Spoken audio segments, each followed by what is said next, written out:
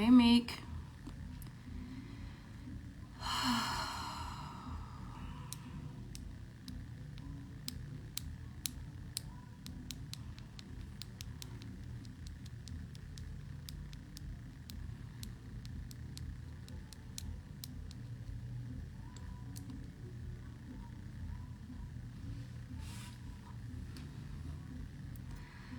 How y'all doing tonight? I know I have not been online for real because I have been working like crazy. But I think it is good, especially right now, to get online for a couple of reasons. One, hey Chloe, I haven't been online. I haven't been engaging at all. And then two, it's always a good opportunity to go live because the haters can't contain themselves and they'll say something in the comments, and that way I can block them. And it's just like a really quick quality control check. Hey Joshua, I love you too. Hey Tiff. So how are you guys doing? I'm on this show, Ready to Love, that thank God is ending soon. The reunion is this Friday, and I guess it's going to be a two-part.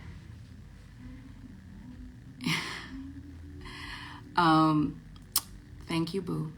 I guess it's going to be a two-part, so whatever, I guess. So I'm happy to take any questions that you guys have. When you do get a moment, though, I would like for you all to join my mailing list because I have some really exciting things coming up. If you... Thank you, Joshua. You know what? What's so funny about this show is, I don't care. I wish I cared, but I don't. And I'm probably the only cast member who doesn't care. This is not a thing. People who know me, who know what I've accomplished, were looking at me crazy, but whatever. It was an experience. I did it for love. We gonna make it do what it do, baby. Again, happy to take any questions that you guys have because I have really not been engaging because I've been about my business.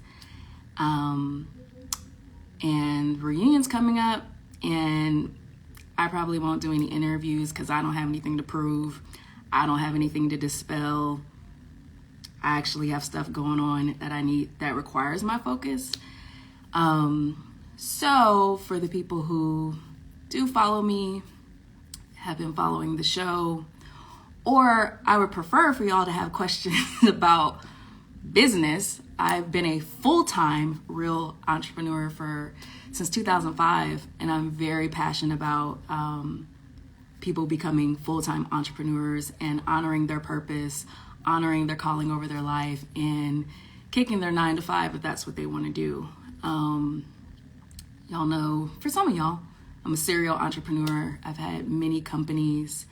My first company was a public relations firm that I owned for 15 years for fashion and beauty brands. I dressed Lady Gaga, worked with the Kardashians, worked with Sarah Jessica Parker, and loved that world. But I got burnt out after doing it for 15 years. So Karen J. Home and some of the other projects y'all see now are like me just getting a chance to be creative because I didn't have the chance to be creative when I was doing PR. I used to be when I first started, but I became a really good business person and all the creative opportunities kind of left. So now I'm back in my creative bag. But I have offered group coaching programs. I'm going to do that again because there's so many people who want to do things and just don't know where to start. And there's no reason why you can't have what you want. There's no reason why. There's no reason why you can't have the business that you've dreamed about or just have an idea of. There's no reason why. So once all of the dust settles from the the ridiculousness and nothingness that is this show. I'll be sharing more of that part of my world with y'all. But that's right now. While I have 36% on my battery that I could plug in if I need to. But I just wanted to take any questions that you guys have for me so that I can answer them and go from there. I'm trying to see, hi Marie.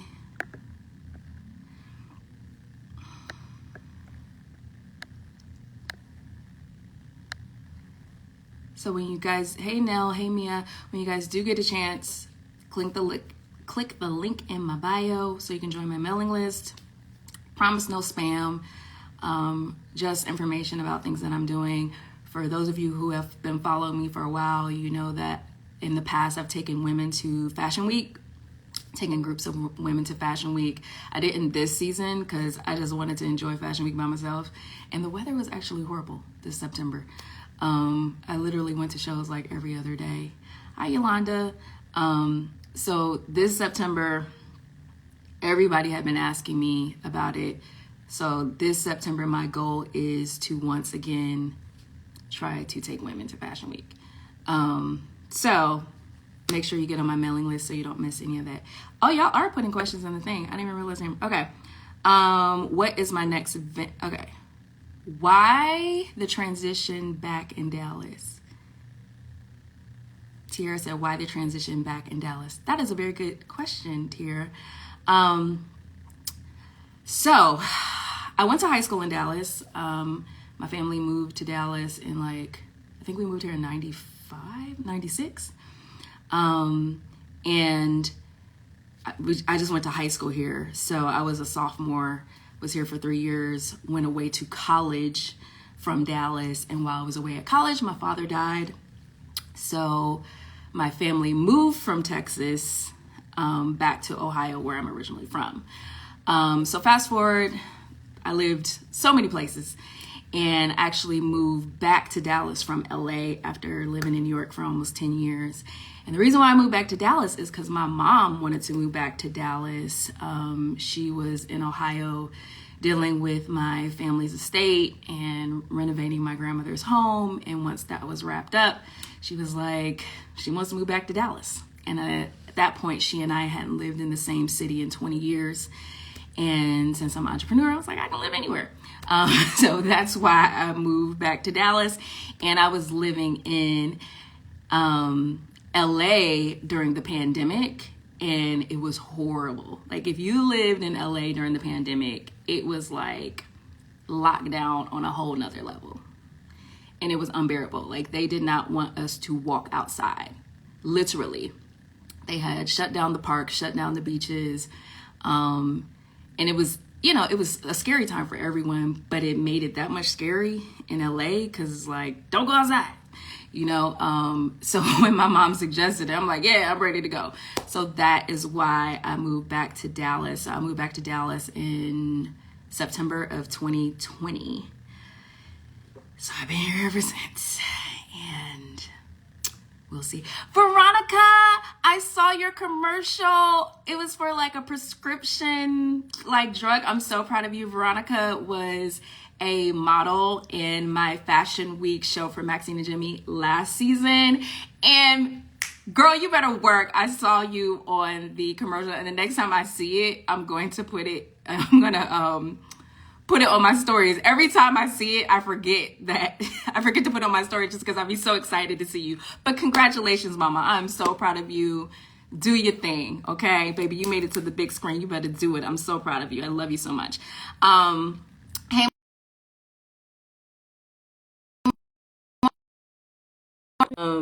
Hey, Sierra. So that's why I moved to Dallas. Y'all follow Veronica. I love Veronica.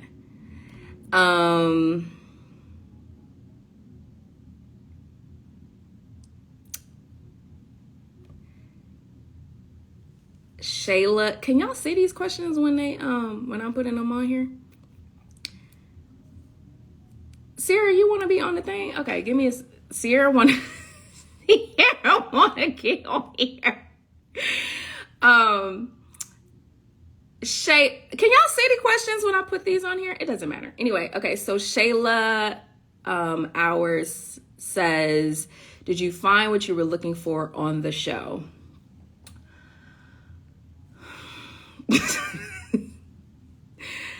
Not bring her on. Okay, Sierra, give me 1 second. I'm gonna bring you on. Did I find what I was looking for on the show?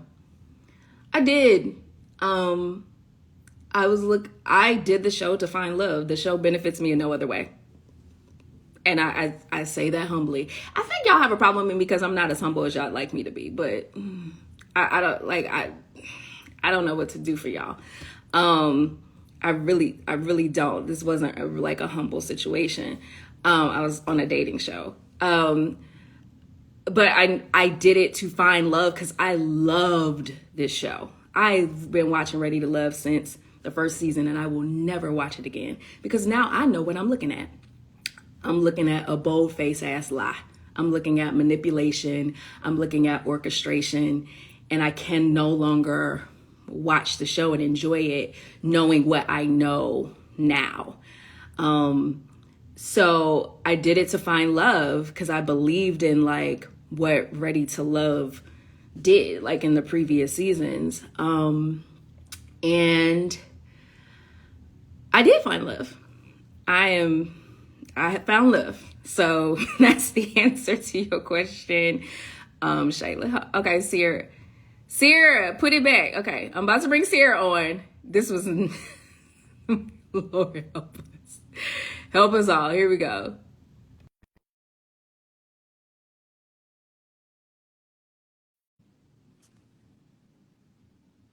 It went away. Wait. Is it going to do it?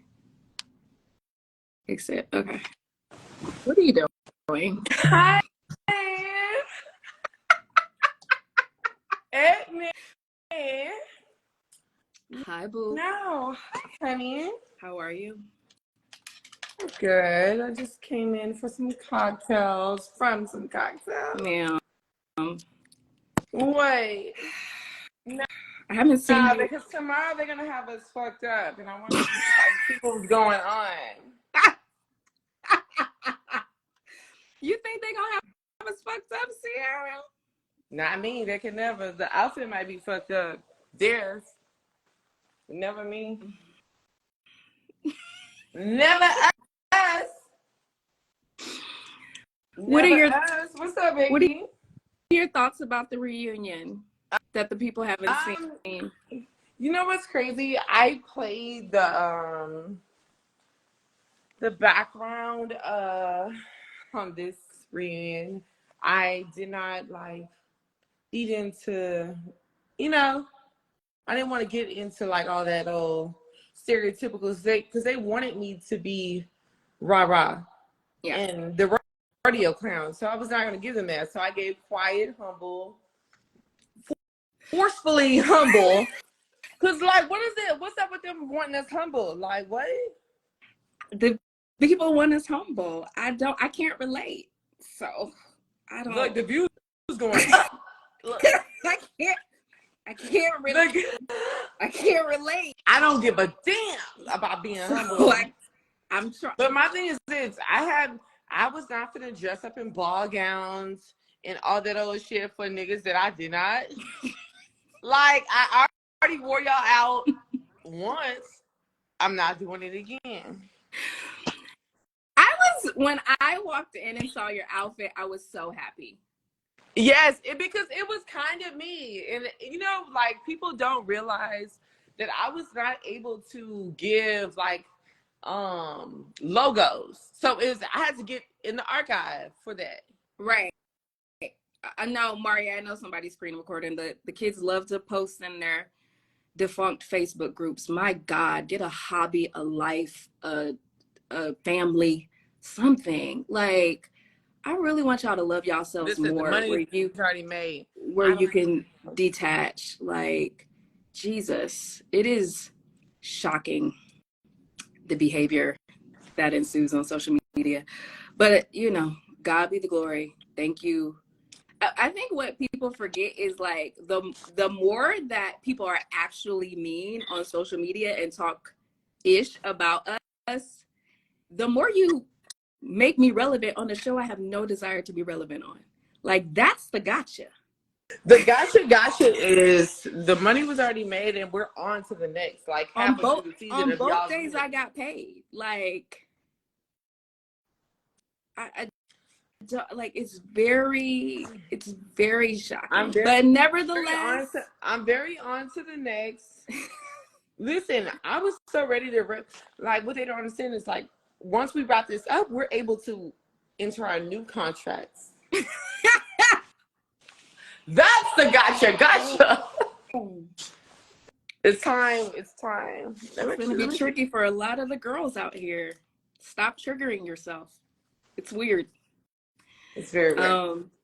But yeah, so how do you feel about your outfit? I was so happy for it. Because I felt like it was you. I also felt like it was a little bit of a like a fuck you too. Yeah, it was. It was. Like, I'm here. Okay, you lucky. I don't give a damn. My thing is that was a $5,000 outfit still. Right. cough. Very yeah, if the girls that goes that no, but I don't give a damn. My thing is I'm not gonna get in full length gowns over like something that I don't even want to be around. Yeah. What was your biggest, Maurier said something to me recently. We were talking and he was like, I don't think any of us knew it was going to be like this. I didn't. But you know what? I've heard like a lot of backlash like about a lot of stuff. And granted, but it's like the team that I did work with, it was cool. I did like it, but I didn't know that the people were gonna be so thirsty for their 1-2. I could tell y'all girls never, or this is the biggest thing that y'all ever gonna happen to you. Ever gonna happen to you. Ever gonna happen. I was prepared for people to call me fat on TV. I was prepared for it. Oh no, we lost Sarah. I'm sure she'll come back. I was prepared to be called fat on TV. I did not once, like while we were filming and the when the mean girl, hey Timmy, when I was saying to her, I was like, I was prepared to be called fat on TV. I was prepared. I wasn't quite prepared for the mean girl thing, but once it got into story, like once it was said like out loud, I was like, oh, they're doing that. And I was kind of prepared for the manipulation of production because I have, on the publicist side, I have represented talent. And so I knew not to trust these producers. I knew to kind of like keep my distance and don't be telling them all your tea. But what I was not prepared for and what truly broke my heart was my castmates doing interviews and lying on me. And I was not prepared for people to take up space and lie when the truth will do. Like, I'm not a producer. I don't have the power to send anyone home. Newsflash, we didn't have the power to send nobody home. We did. So, and my thing is, everybody thought that I sent Chris like the wild card home. I didn't send Chris the wild card home. Like they said that I was like sending him home because of the Birkin bag thing. But I'm like, I don't have the power to send anyone home. And to watch castmates, I think to this day he feels like I sent him home. To watch castmates try to make a claim as to why no one chose them, because that's what it is, why you didn't get picked, and to lie instead of saying, I work at DoorDash and I have a roommate, I'm not a viable candidate. My thing is, who works at DoorDash, girl? Give me the tea. Nah, because listen, I've heard that through the season. Who works at DoorDash? you know, when you're not sure what team you're playing. Like, it's shocking for me. It's just like, so I'm wait. gonna order a Chick-fil-A and see who one of my cats is. Baby, see if they deliver. Like, it was so funny is I said this from the before the show. I'm gonna find the post that I made, and I posted. I was like, before the show started, I said everything is my fault. I said I want to give y'all a spoiler. Everything is my fault. I said when people get sent home because they were not impressive in the first place, it's my fault. When women get sent home because they've been passed around to every man here, there were women who had dates with every man on the show and no one picked them. Hey, Quentin, but it's my fault that my nigga didn't like you. Like, I don't understand it. But, and then you go on a YouTube channel and lie. Like, and you know what's funny, Sarah? The girls forgot that we had a group chat. Ooh. The girls forgot that there's a paper trail. That's why, like, I don't subscribe to all the whole funny, messy ass shit because it be too. It's like y'all know what's going on. And I'm like, one of the reasons why I haven't done an interview is because I don't feel the need to feel vindicated. Like, my tribe will find me. But also, if you don't have critical thinking skills, you're not my audience anyway, and that's fine. But also, I like don't want to have to tear my castmates down one by one to prove my point. Not one by one, because I can. Between the fake names, the fake businesses, the fake, like, one by one. But I'm not, because that was coming from my boy Phil. They said Phil ain't got no job, man. That fucked me up. Like, I fuck with Phil. I don't know how Phil got caught up in that. They said Phil ain't got no job, dog. Let me see. Look.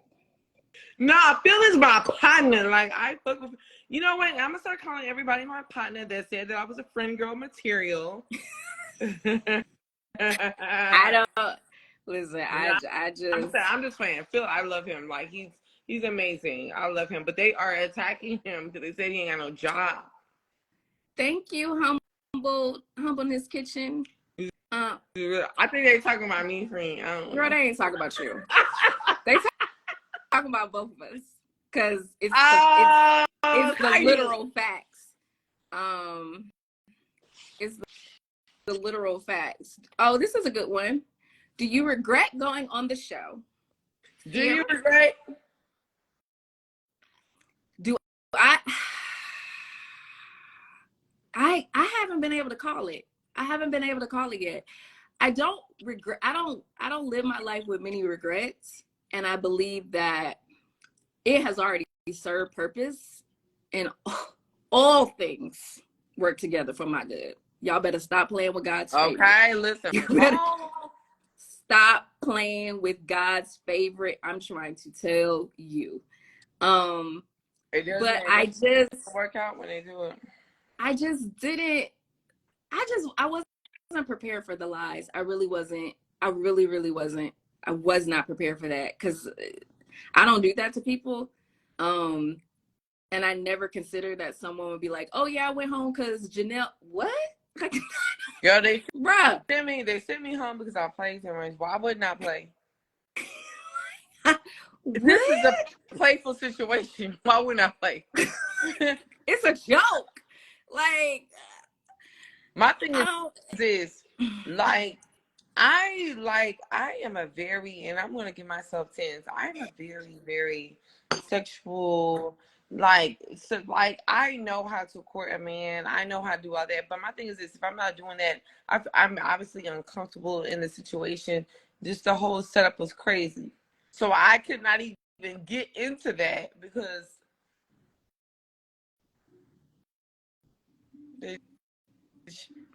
It was very distraught. The whole situation was crazy. Would I do another dating show? I don't think Oh so. no, I would never do another dating show. I don't think so. I would I got offered for another dating show, but yeah, I would I never cannot do. keep going. And But honestly, like, make no mistake about it. Like, for me, the concept of the show was great. Like, I had never dated multiple people. I enjoyed dating multiple people. I think now that that's actually a very healthy way to date. It was the work of filming a show that I did not enjoy, and it was it was the manipulation of a show and the orchestration of a show that I did not enjoy. So I wouldn't do another dating show because I don't need to do another dating show. yeah.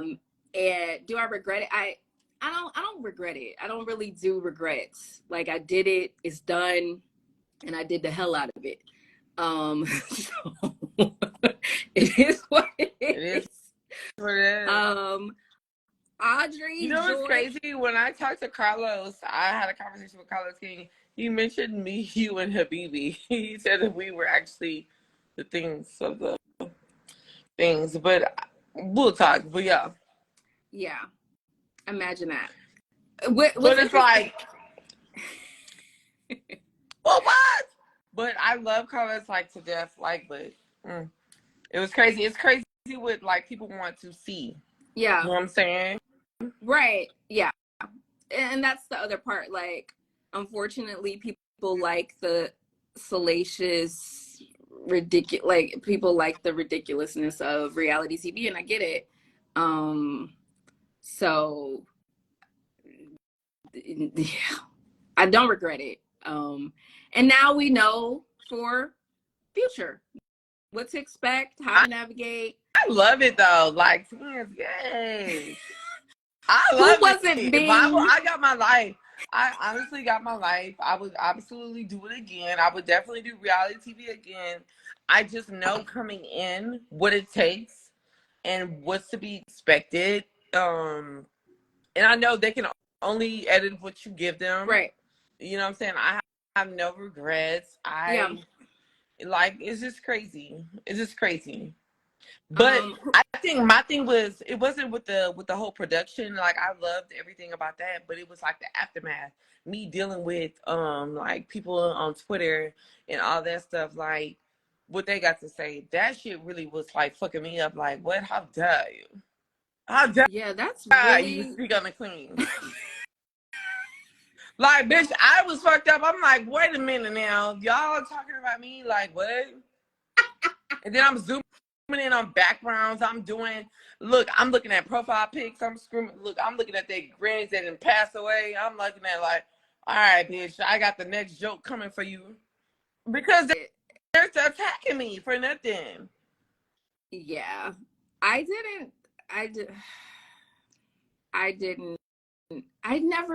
have never in my life. Somebody said who wasn't being truthful. Yeah. It's easier to say who was being truthful than who wasn't. Because niggas been lying every day. Like, wow. Okay. Who? Look, I know my followers are gagging because they never, like, I never go live. They're probably like, what the fuck? Who wasn't being truthful? Who wasn't being truthful, Janelle? Everybody who got sent home. And a couple of... I got sent home! And an extra one. Like, I don't... You said how long ago? Round body Chevy, no, box Chevy. Round body. It never gave round body. It gave box Chevy. The bitches, look. But no, I only have it in with one person, and that's only because they spoke on me online. The other girls, I don't have no problem with them because we don't have no problem. But it's like, bitch, don't play with me online when you never play with me in person. Don't do that. Well, the girls don't play with me in person either. But how long ago was the reunion film? For those of us who made it to the end, we wrapped filming April 22nd. The reunion was filmed June 9th. Yeah. And I am thankful. I wish they would have shot the reunion after we saw all the footage. Let me tell you something. There's no, like, I would have had a lot to say. I would have worn sneakers and a sweatsuit, and I ain't gonna even hold you. And we just would have had to thug it out, and it just would have been You know, your funny shit. My thing is this. Listen. And not even for the show. Like I'm not even tripping. It's all of the commentary. It's the, you know, you hiding behind your page. It's the lying. It's the all of that. I don't even care about the actual show, because the show is the show and the edit is the edit, and the storyline is the storyline. So but it's all of the chatter afterwards that it never is like, reaches my desk. That's my thing. It never reaches my desk, so I don't know if everybody. I mean, I don't have no problem with nobody. So a problem is a problem. Like beef is like, come on now, I can't take nothing like that serious. Come on. What was one positive thing that happened to you from being on the show? Let me see. I didn't see that question. It's right here from Noella.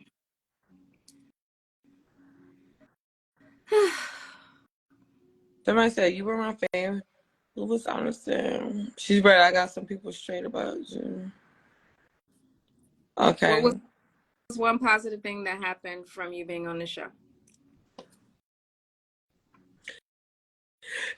Wait. Let me address this one. No, Sierra. No, those Sierra. guys were none of your caliber. Wait. What? Why is it not? Wait, hold on, Sierra. We gotta do one at a time, because you looking at them and we put one on the screen. What is one positive thing that happened for you from being on the show? Me? Yes. Okay. So one thing positive, I feel like so I only style men. Okay. Well, most of my clientele is men. So now women are reaching out to me because they watch the show. It's a family show. I don't know how it's a family show, but a lot of people watch it with their spouse. So that's benefited me like that. And then also it's got me more opportunities for other shows. Okay. All right. Okay. So let me get these questions organized. Girl, the girls are going crazy. My shit just uploaded. Oh, there are a lot of questions in here. Okay, wait. Let me delete the ones that we already answered. I appreciate y'all putting them in the thing. That Did way you guys get to see the episodes before they aired? No. We're watching it with you. We watching it with you. We don't see them. We're watching the episodes with you. So no, we don't get to see the episodes before they air. Okay.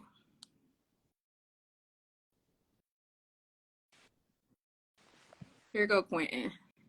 Do you think everyone would have showed up had we waited until the show ended?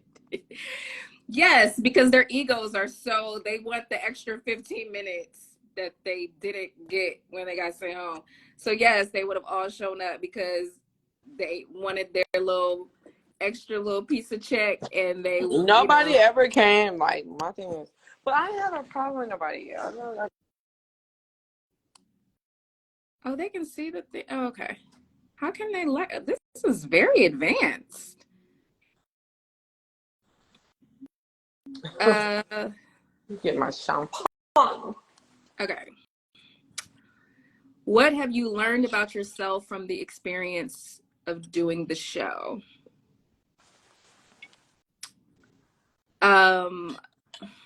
Listen, I was me on the show.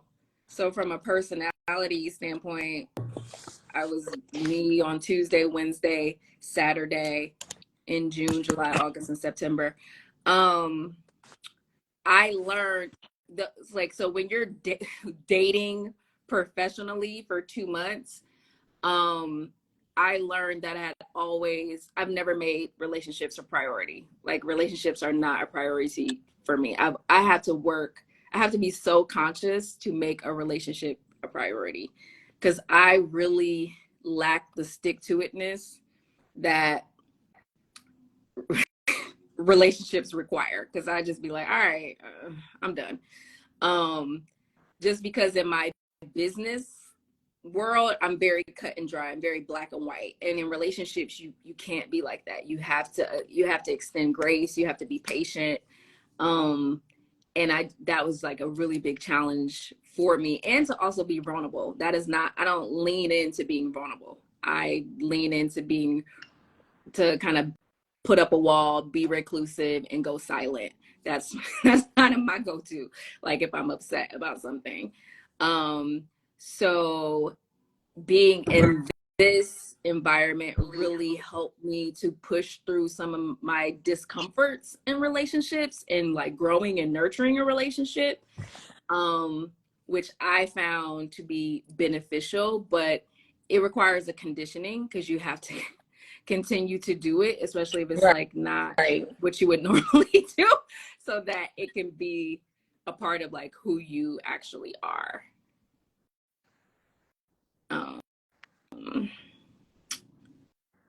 Okay. Was there real reality, or did production have a heavy influence in how things went? Hold on, I'm gonna put it up. Where is it?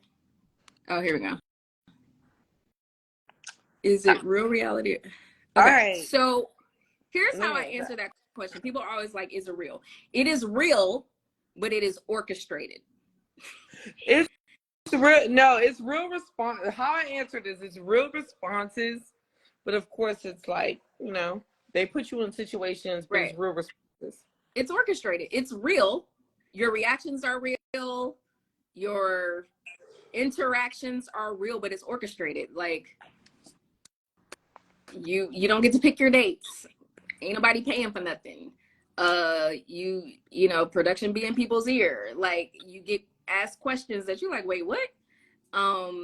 So it's real, but it's orchestrated. So that's all I can say. Why weren't y'all Listen, why weren't y'all finishing the food on the dates? Listen, if you really listen, producers had to put QR codes to tell me, Sierra, less eating, more talking. I was Sierra. I can't. Let me put them up here. Where do you see that? I don't know. Oh, here we go. Why weren't you? Because y'all don't understand. We're at work. We are filming. Like, we didn't get to finish our food because like you're there talking, and then like then it's time to go. So you don't get to, you're there to talk, not to eat. So you don't like, I missed out on so many good meals. So we don't get to finish our food on dates. I think everyone didn't give a fuck. The food was not good, so they didn't even want to get it to like the food was not like in those places. It wasn't that good, but still finished mine.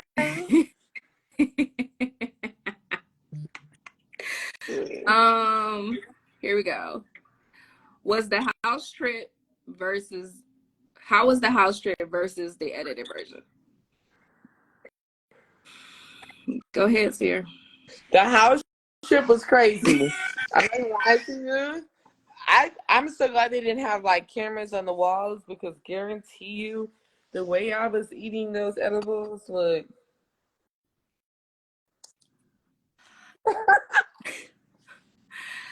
No, but yeah, no, the house trip was crazy.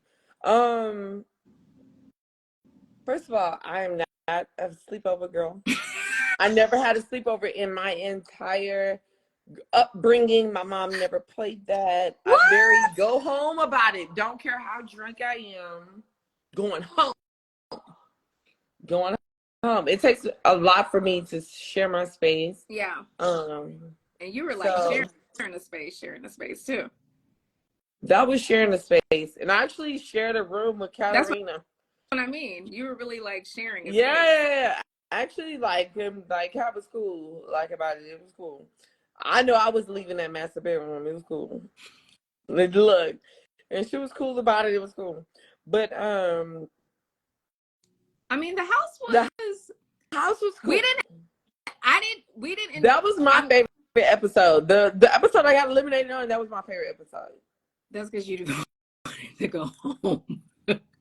No, I not feel apart like we from didn't that. have fun in the house until we cut production.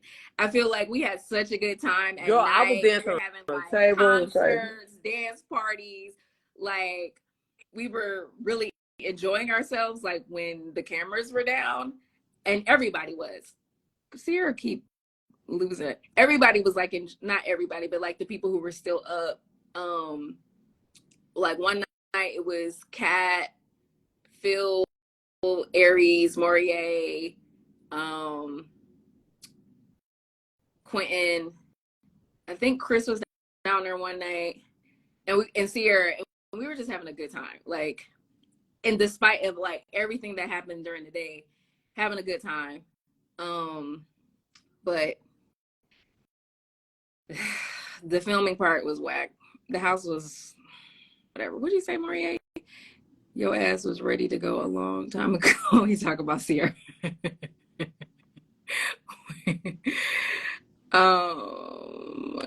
Anything would change about it?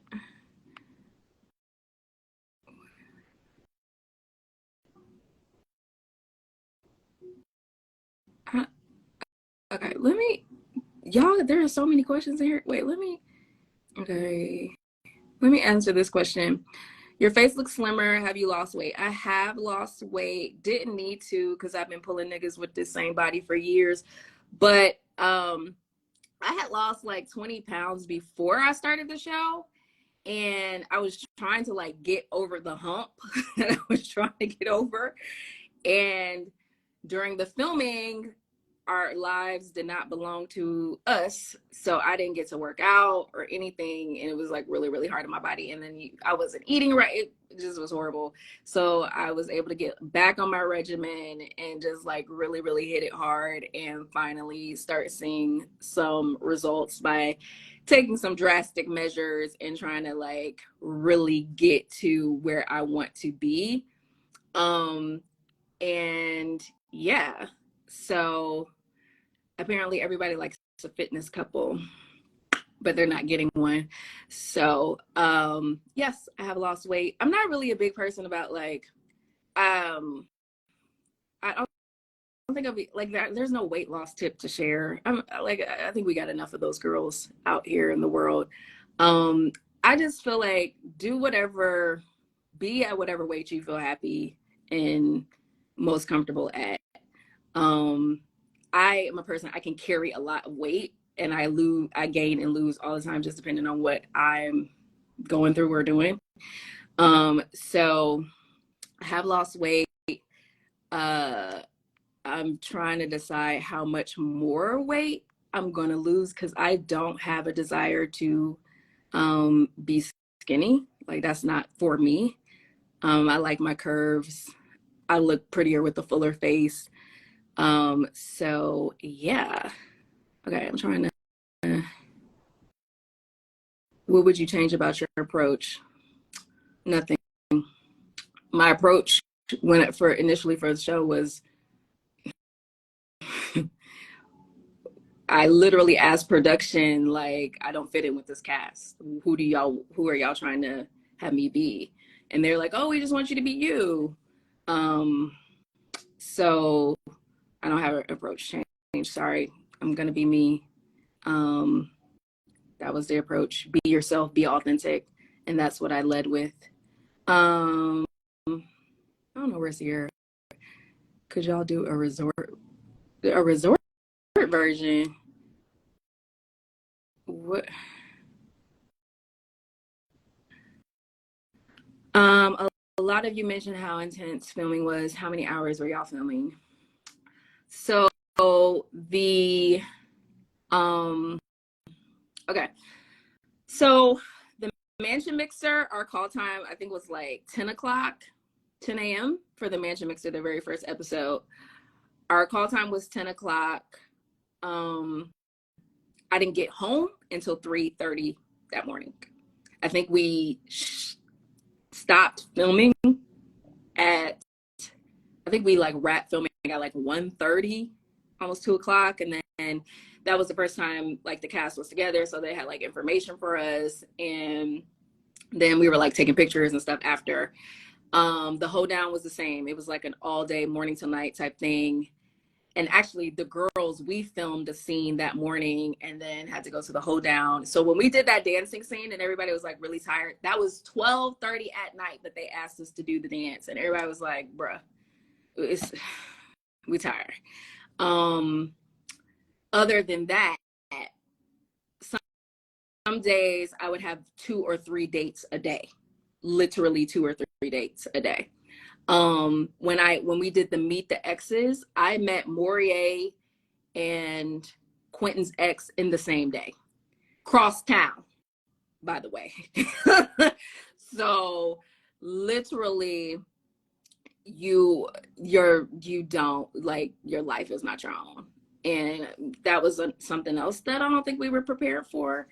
And so here's also the thing. I want to give my cast members grace, and I want to give myself grace, because a part of this is anytime we do respond, or anytime like people are on social media, we're all responding from trauma. Like, we're all responding from a compounded experience. This was extremely stressful. This stretched us in ways that are unimaginable, that we weren't prepared for, that we did not know what to expect.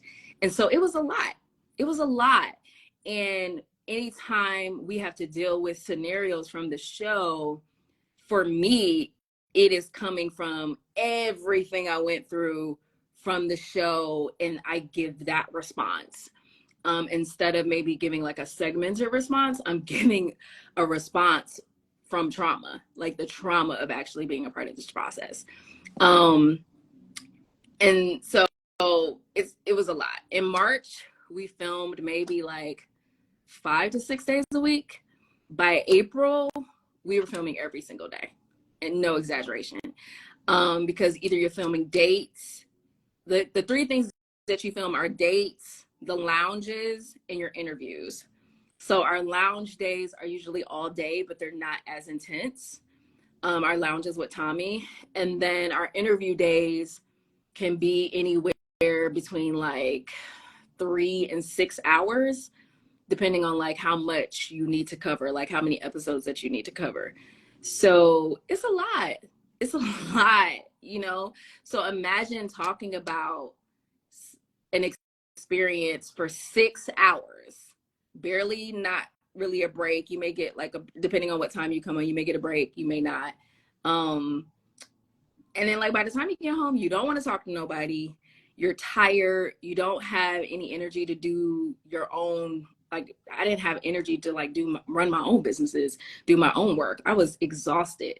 So it was a lot. So anytime for me, when I have to recount, not labor law, when I have to recount these experiences, it is literally, I'm recounting it from a place of PTSD, like from a very traumatic experience that people on the internet have the nerve to have an opinion about, and you actually have no context to what you're watching. So yes, the filming was very strenuous. And I think the other part of that is it was not the expectation. It was not what was communicated as far as what was going to be required of us. Which is fine. I think it was 2 different teams that did casting and then the actual production. So they may not have been talking to each other in that way. But in April, I was filming every single day. Multiple scenes, multiple dates, interviews, this, that, pickups. Fun fact, after I filmed the reunion, okay, we filmed the reunion. We got done with the reunion at 1:30. One of the producers pulled me aside and is like, yo, I need you to do some pickup interviews. So after this tumultuous reunion that you're about to watch, I had to then go and film pickup interviews for this show, for a show that it was good and done.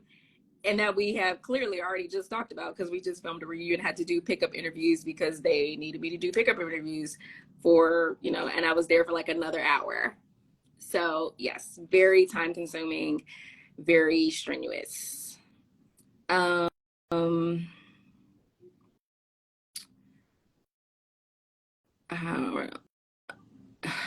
are the I, oh my God. I'm not gonna hold y'all. I don't really have nothing. I'm not gonna answer no questions about Tommy. I don't think it needs a second host. I don't I'm sorry, let me put the question up so y'all see when I'm before I delete it. This Rach is asking, does it need a second host? That ain't what the show need. The show needs to just have some integrity. That's what the show needs. The show needs an executive producer that knows how to tell Black women's stories with integrity and who actually loves Black women and who can tell their stories with integrity. That's what the show needs. The show doesn't need a new host. The show don't need a woman host. The show needs producers who don't lack integrity and who know how to tell Black women's stories without it being drama, and for them telling Black women's stories without their own neuroses coming into it. That's what the show needs. Because if you hate Black women because you have an affinity to white ones, then it's going to be hard for you to tell a Black woman's story.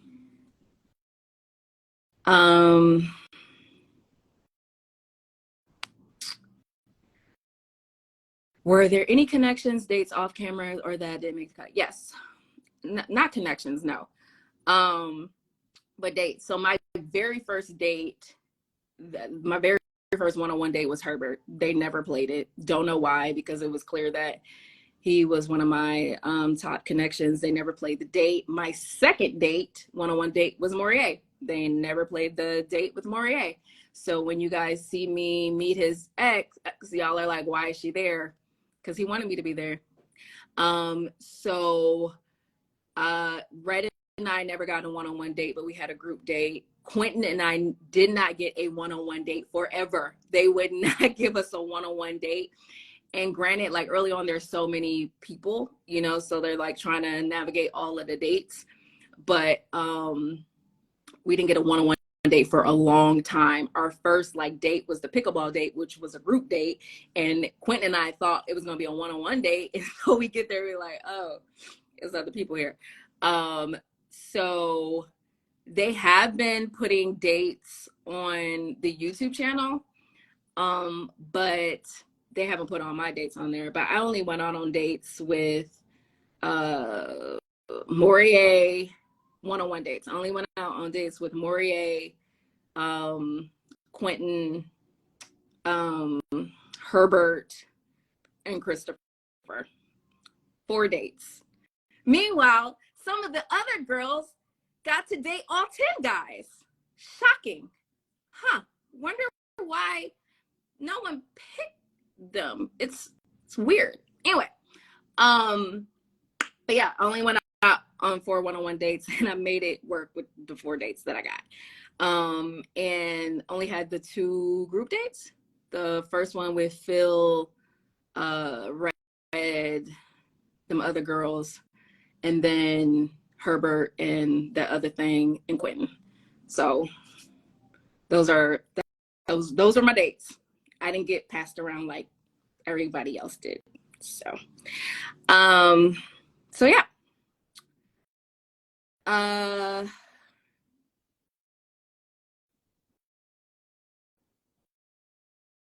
Let's see. Yeah.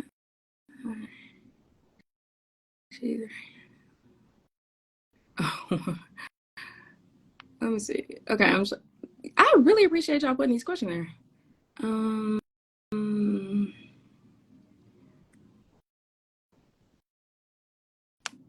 This is an interesting question. Why are so many castmates targeting you, given you were all in a group chat? What triggered the change? Great question. question. She is sneaky. Let me just say this. People allow their egos to get in the way of this process. And I think all of us, it triggers and challenges this process, triggers and challenges your ego. Because at the end of the day, it's a competition show. Like, it's a dating show, but you're in competition with other people. So when you see that, I like to call it thing a thing. I'm in straight for this whole thing. I think what the problem is this. One, people really had their egos in it. People came to the party thinking they were hot shit. And when people were not responding, when men were not responding to them, affirming that they were hot shit, it was a challenge for people to recognize. It is literally like, for some of the guys too, it's like, this is the first time that you heard that you weren't great. This is the first time that you weren't somebody's cup of tea. Like, it's weird.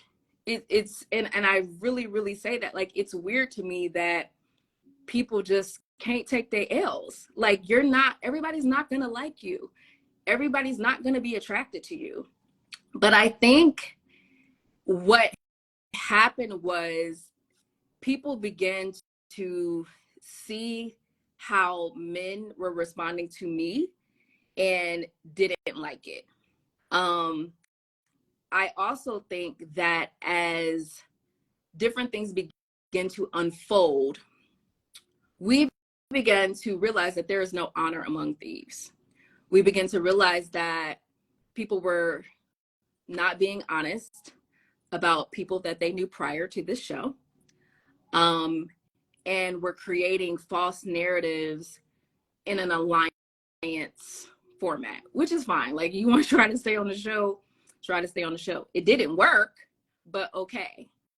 And I think that since people don't have a healthy relationship with the truth and don't have a healthy relationship with reality, they are trying to justify why they lost to the old fat bitch. But I am here to tell you, you're going to lose every time to the old fat bitch, because I was one of the ones that was authentically me from start to finish, to a fault, flaws and all. And I wasn't pretending to be anybody else. I didn't have anybody else to pretend to be, because I think that I'm good enough for who I am. And I think the guys liked it because I was direct, I was clear, I was fun, I have a personality. And I think that other women are like, oh, well, I got my fake lips and my fake ass. Why they like her? Oh, well, I got my big booty and I got my, this and that, and they like her. Yeah, they like her. Or I'm younger and I'm thinner. They like her. Yeah, they like her. Listen, men liking me is not new to me. That's why I didn't care. This is not new. This is not a new experience for me. I did it to find love. Men aren't hard to come by, but my thinking was that we all wanted to do something different, because we all realized that what we had been doing in our everyday relationships wasn't working for us. At 30 plus, 40 years old, like, I said this to Herbert, like, we've been unsuccessful in 100% of our relationships because we're all broken up. But I think that they are now trying to justify why no one picked them. And since someone picked me and picked me from the beginning, it's challenging for them. And it's someone who they all wanted from the beginning. But for whatever reason, he wasn't feeling it. Now, that's something that y'all got to take up with him and them. For me, there was no competition. None. And not because I'm saying these women ain't shit. It's just because I can't relate. I can't relate. I can't relate to you trying to compare yourself to me, because there's no comparison. We are not the same at all. We're not the same. My cast members over here fighting on social media, lying. I'm at New York Fashion Week. We're at a lounge and they fighting it out. I'm designing a mug for HBO. We're not the same. And I would not compare myself to you, because then that makes you some sort of standard. You're not a standard. So I can't relate to the, like, Lee had the unmitigated gall to be perplexed and confused, talking about I'm up, she's down. And people do not have a healthy relationship with the truth and reality. I don't know if people don't have mirrors where they are. I don't know. I can't call it. All I know is I showed up as my true and authentic self, and that was more than enough. I didn't have to be fake. I didn't have to be phony. I didn't have to do any of those things, because I knew only me was sustainable. I can't be any, like, nothing else is sustainable. I don't know how these people kept up with their lies, and my heart breaks that you feel like that who your truest self isn't good enough to show. Like, it's sad that you felt like you couldn't be your authentic self because that wouldn't get you what you wanted in this process. There was no prize. The prize was self-discovery and possibly love. That was the prize. Nobody won anything. The end. So they're targeting me because they mad. They mad over a dating show on OWN.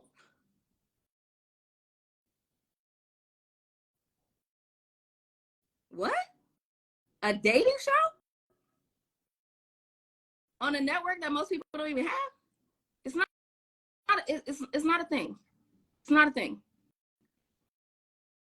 It's not a thing. It's like, y'all really. I need y'all to use critical thinking. Why are they targeting me? I can't send anybody home. I can't do anything. All I can do is be myself and go out on dates. I don't even get to pick my dates. I have to go out on the dates that the production gives me. But you're mad because you lost to the old fat bitch. You thought that because you're thinner than me, that you da da da da da. You thought that because you're young. What? Nah. Take your L. Wrapped in Versace. Take your L and go home and do better next time. Fake ass, fake lips, filters. I don't have to do none of that. Who I am, flaws and all, getting into it with me is more than enough. It's more than enough. And it's more than enough for everybody. It's more than enough for everybody. So excellence triggers people. It's easy to be a cum rag on Instagram. It's hard to be me. It's easy to thirst trap niggas with a filter on Insta. It's hard to be me. That's just what it is. And for these men that act like women, who are so incredibly bothered because they got sent home because they weren't shit in the first place, who want to blame their sending, it's shocking. It's shocking. I told y'all before this show aired, when they made the announcement, I said, everything is my fault. I am the star of a show that I did not desire to be a star on. And it's not even a flex, because it's a dating show. Oh no, it's not a flex. It's not a flex. It was supposed to be a beautiful experience, and it wasn't that. And that's okay. But it's not a flex. But because people are trying to hold face and justify why no one picked them and why they didn't win the show, I don't know. It's weird to me. I can't relate. So I don't know. So would be a question for them. I don't know why you guys don't call these people to the carpet. Like, why are y'all so bothered by her? Who were your connections? Shouldn't you be bothered by your connections that didn't speak up for you enough for you to stay? Shouldn't the onus be on them and not me, who doesn't have an executive producer credit? I have no power here. The only power I have is over myself. And they damn near stripped that away from me. Okay. So I don't know. These people are weird. Super weird.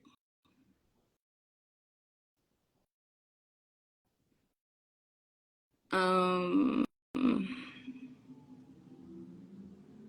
right. I'm sorry.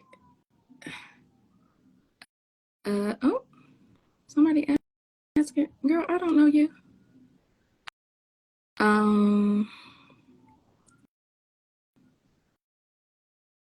This is a good question.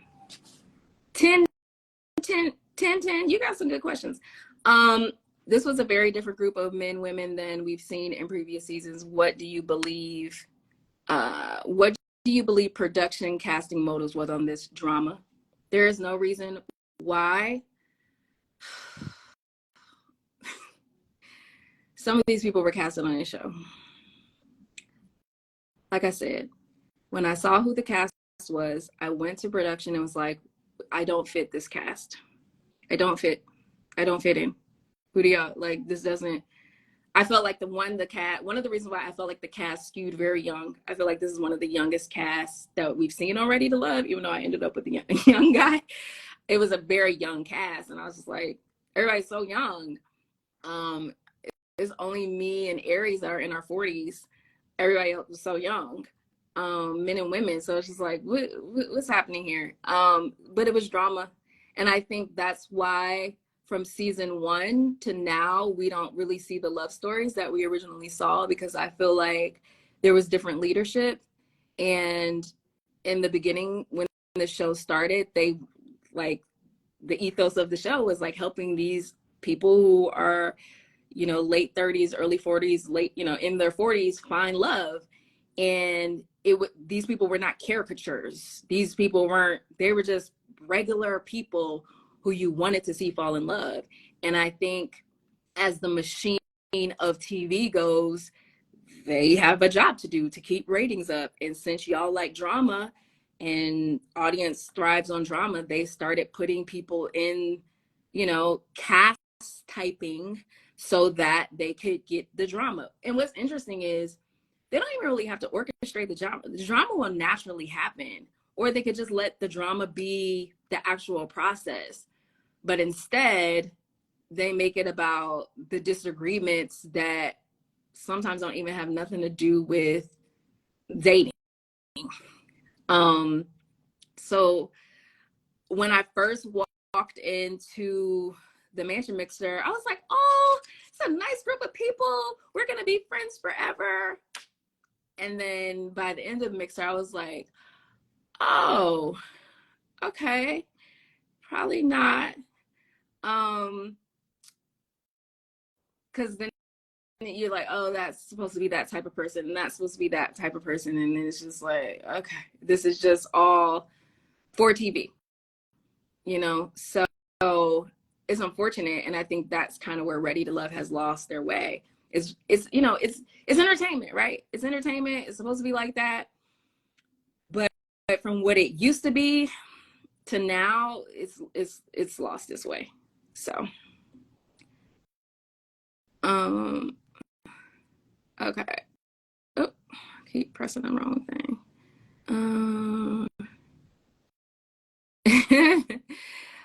Tammy wants to purchase them. Tammy wants to purchase the orange Hanafa pants. So I have the pants in orange and black. They do not fit anymore. Tammy, send me a DM. I may sell them to you.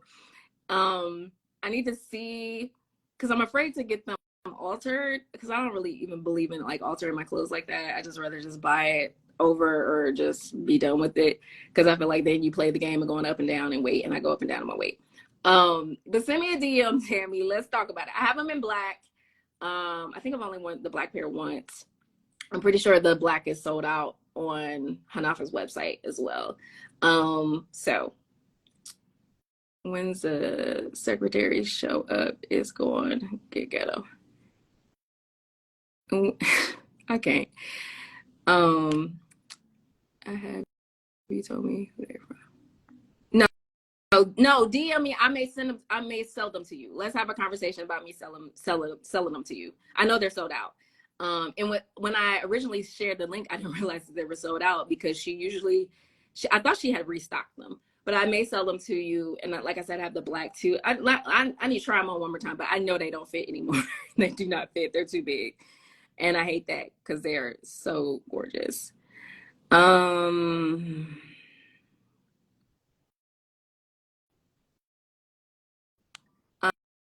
Who do you believe would have been a great match? I believe that Sierra and Brandon would have been a great match. I really thought that when the situation happened with me and Habibi, I immediately told production. I immediately pulled a producer to the side and I was like, hey, this dude just did this, blah, blah, blah, blah. And naive me thought that they would like send him home for his behavior. But no, I guess they liked the drama. And so and I talked to Brandon at the mixer and I thought Brandon was really sweet, super kind, easy to talk to. I knew he was divorced twice, but so was Aries. So the divorce shouldn't be a thing. But it was the timeline with the 6 months. But I think that had Brandon not gotten eliminated the first night, Brandon would have made it pretty far. I think Brandon would have made it pretty far. I think that him and Sierra would have been really cute together. And I think that Brandon could have been an interesting kind of take for some of the other ladies too. Because Brandon's good looking. Brandon's dope, you know? So I think that they would have been a really cute match. That's it. I don't have no other matches. I think everybody pretty much ended up with or connected to who they would have connected to. I think it would have been cool if they had brought Brandon in as the wild card instead of Christopher. I think that would have given him more time and he wouldn't have been able to get out the whole divorce spiel like in front of everybody. It would have taken some time to get around a little bit and then he could have just kind of given it more context maybe. But I think Brandon and Sierra would have been really cute together.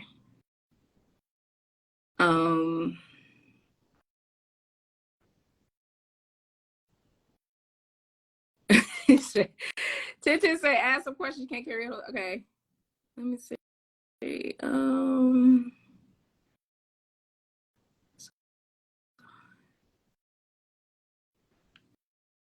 Why is Taquilla bothered about you in these Facebook groups?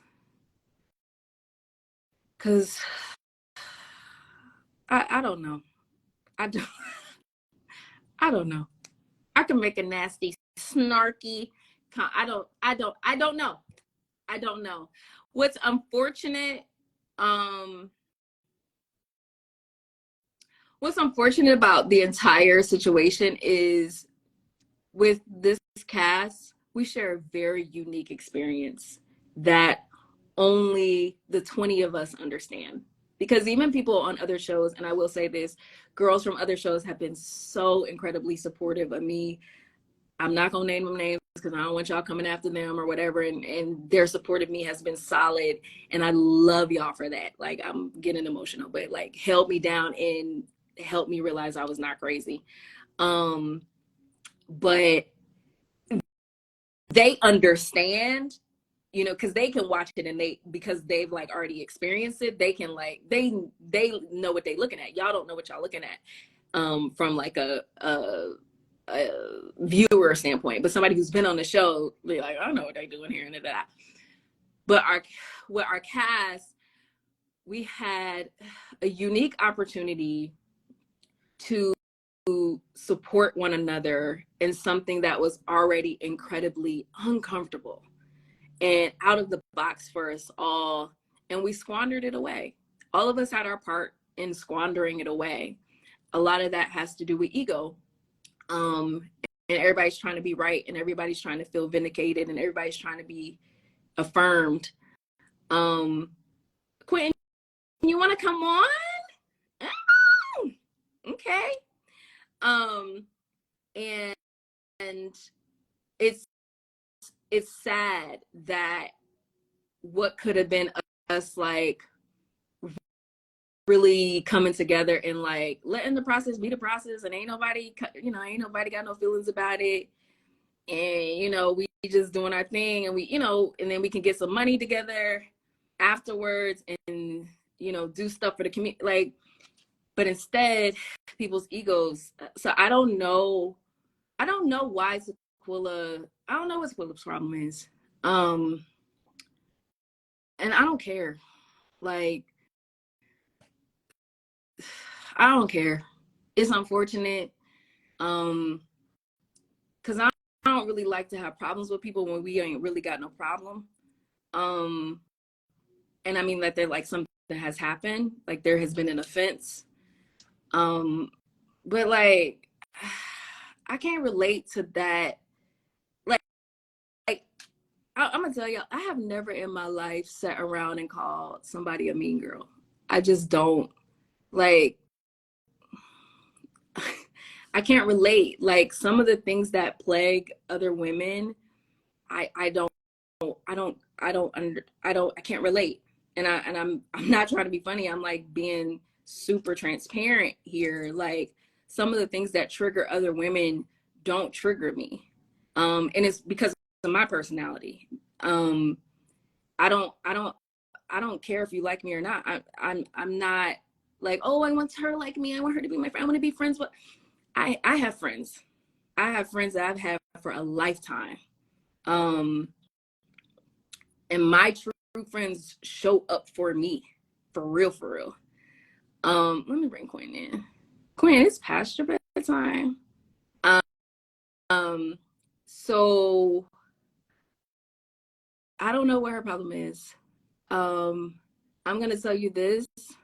I don't have a lot of empathy for Taquilla. Because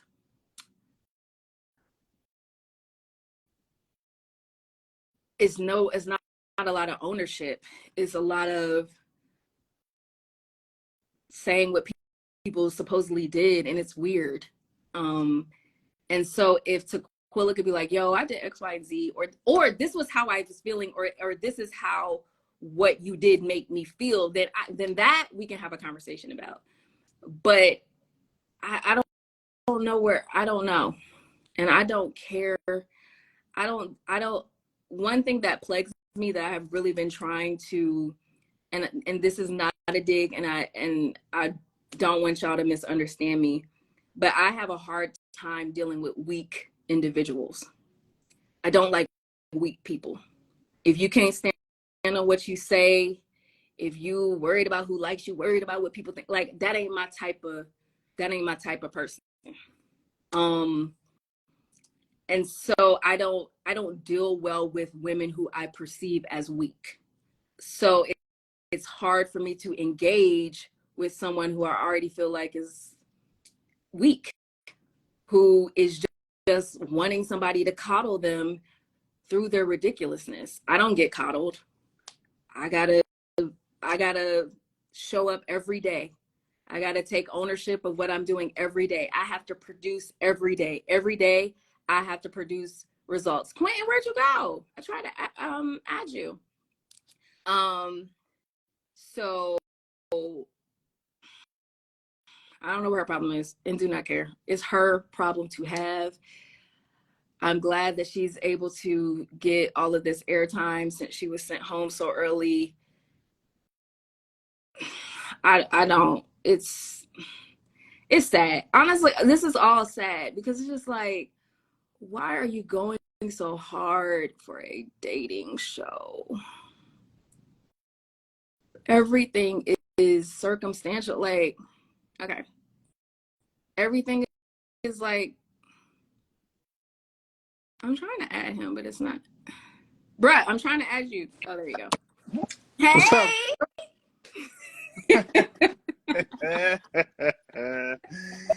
Oh my God. What you on here talking about? Someone just asked me, why is Taquilla so triggered by me? That's actually a good question. I don't know the answer. That's a good question. I don't But I know. mean, I think people forget.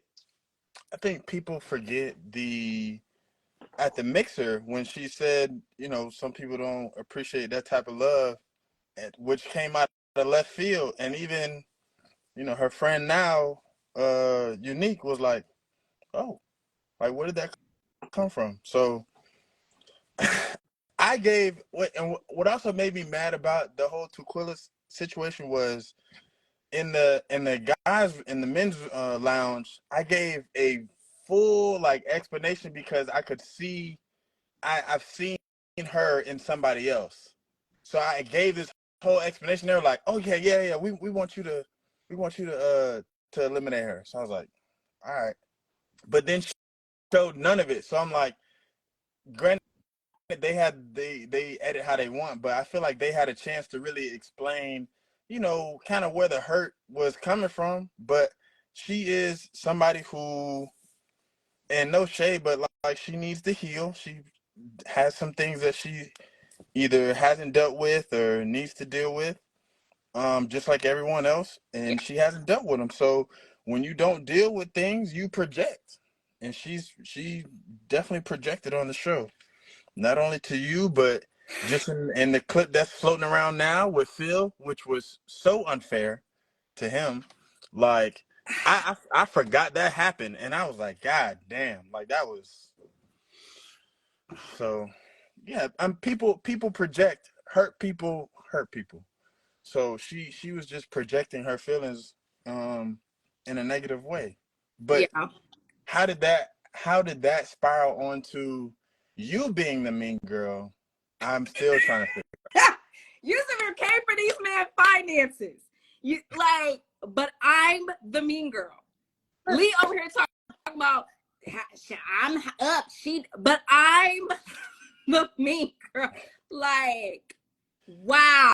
And they had the chance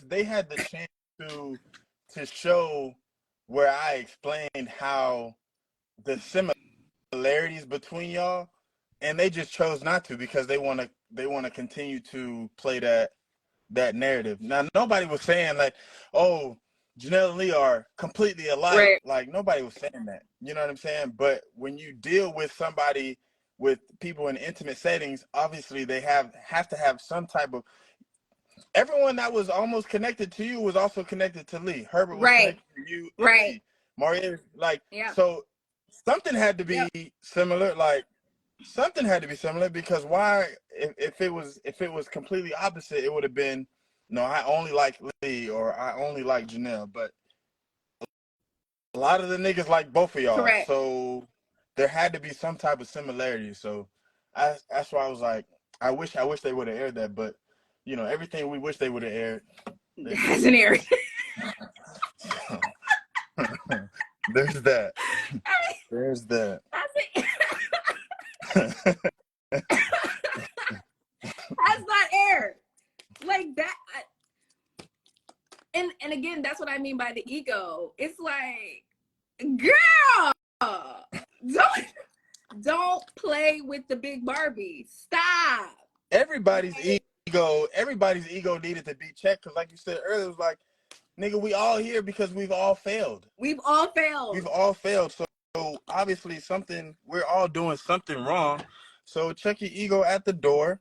Nobody is as great as we think we are. So we all have to eat some humble pie and figure out, what the fuck is going on. Yeah. And that's really it. It's really it. Um. What did Darius? What is Darius? Said after. I love Darius. Darius is Quentin's cousin. He was on the episode. love Darius. He's so sweet. After going through, hey, Jason. After going through this experience, what is next for you, Quentin, and what can we expect from Janelle? What is next for you, Quentin? What's next for me is to continue building. I have two businesses I'm trying to build on top of, whatever, F-list celebrity, that I have, to be able to exploit and see and really just spread, because I love talking about relationships. I love talking about emotional intelligence and how to move forward and how to better our relationships. So if I can peek into different spaces to talk about that and how to, uplift us, then I'm with that. And that's definitely what I'm going to try to do. Yay! What can you expect from me? So my collection will, if you, for y'all that follow me, and like for real, other than the show. So, my collection is in Wayfair, Paragold, All Modern. We are preparing to launch in Bed Bath & Beyond. So Bed Bath & Beyond bought Overstock. They're closing their retail stores, but they have bought Overstock, which was actually one of my favorite online home decor destinations. So we will be launching there soon. And then, like I said, I really back into my business coaching. I've kind of taken a break from that.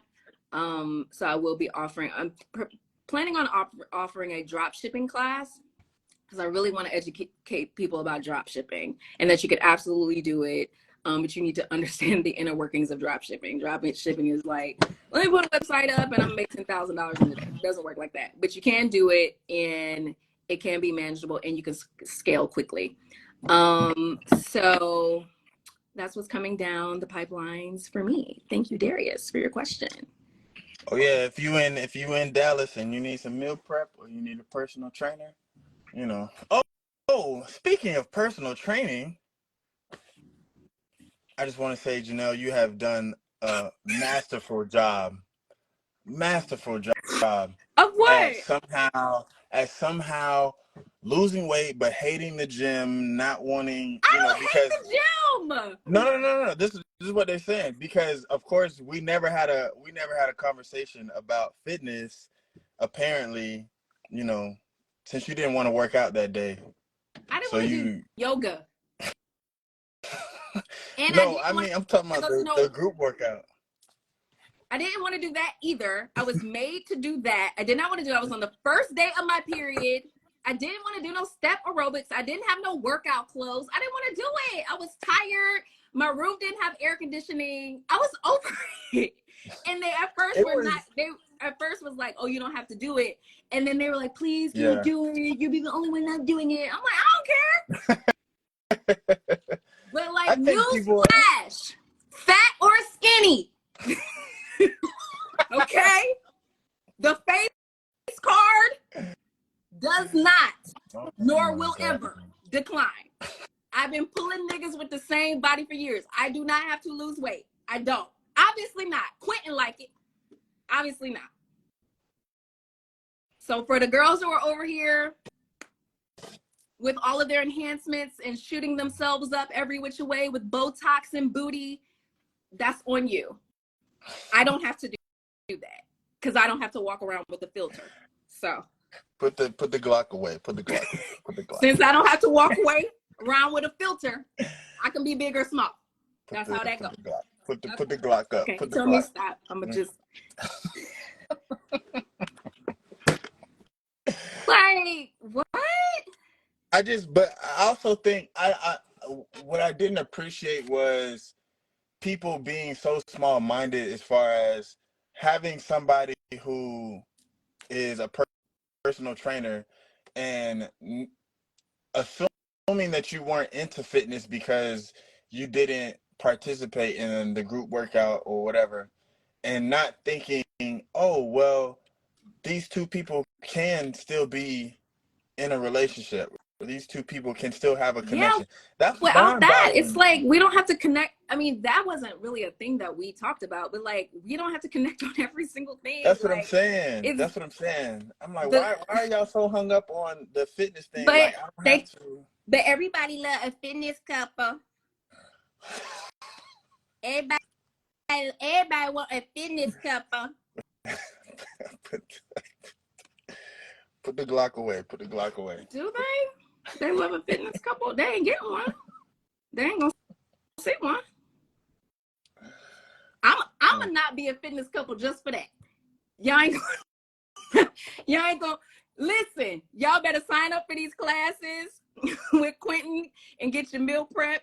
You ain't gonna never see me around there because y'all ain't getting no fitness couple. Okay? Because y'all ain't getting one. Ain't one to be had. Oh my God. It's the diction. It's very stressful. How you feel about the reunion about to be aired? Reading, writing, arithmetic.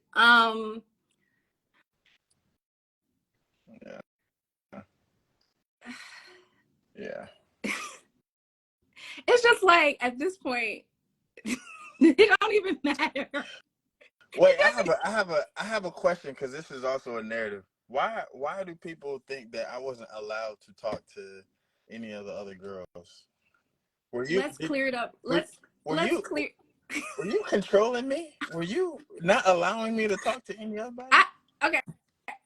Let's clear it up. First of all, let me say this.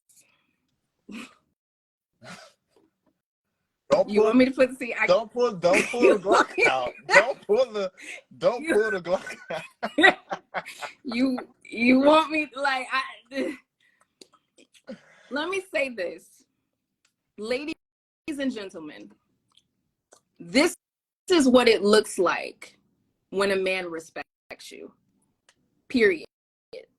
I think that even to this day, Quentin and I we were at the community day, and I'm talking to Quentin. One of my previous connections walks up and tries to pull me away, and I'm like, we're talking. I was like, stop, we're talking. Like, this is what it looks like to have respect for one another, where we can still honor the process, but we have respect from one another. And I understand that certain women are not used to experiencing a man respecting their relationship. And what that means is, and relationship means whatever our relationship is, however we've decided to define it. It's like you put your own boundaries in place where I don't feel like you were not talking to nobody. I know you were talking to people, but it's just like they are trying to justify why you weren't talking to them because they wanted you, even though they want to be honest about that. Mm-hmm. But I'm like, yo, this is what it looks like when your man or your connection doesn't want to jeopardize what y'all got going on. And it's not disrespecting you by being like, let me be a little bit more conscious of how I conduct myself so no one is offended. Yeah.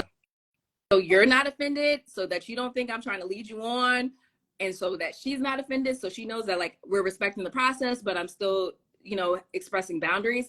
And I get that a lot of these women are not used to men showing them respect in the dynamics of whatever relationship they have. You used to niggas having kids on you. I can't relate.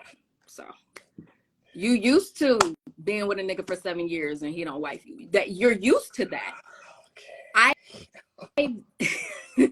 I've never had a man not respect our relationship.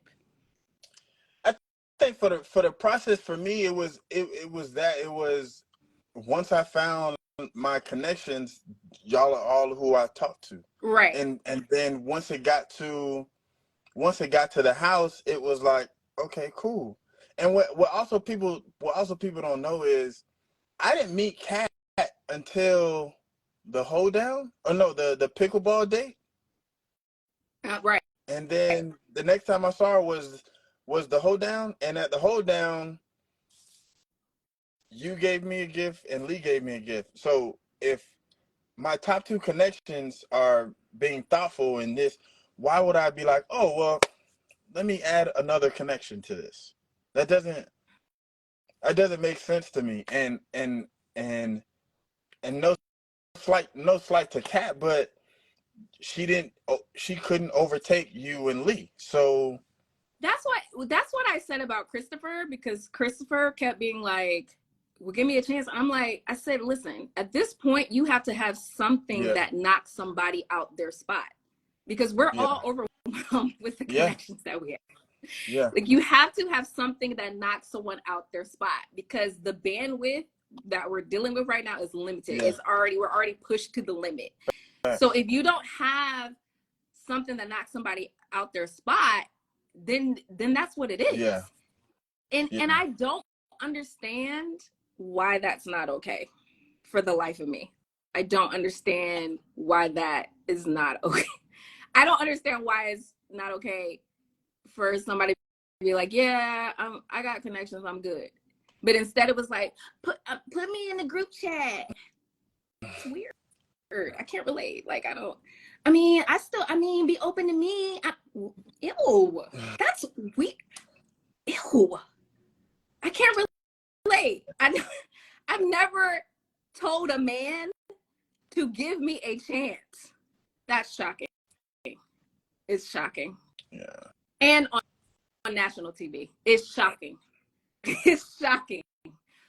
But again, when you're used to a certain scenario, these things are, this is like second nature. Everybody had to swallow. So let's clear it up, because I don't feel like, we don't know what's going to happen with the reunion. It does come up on the reunion. We don't know what's going to play. Sure.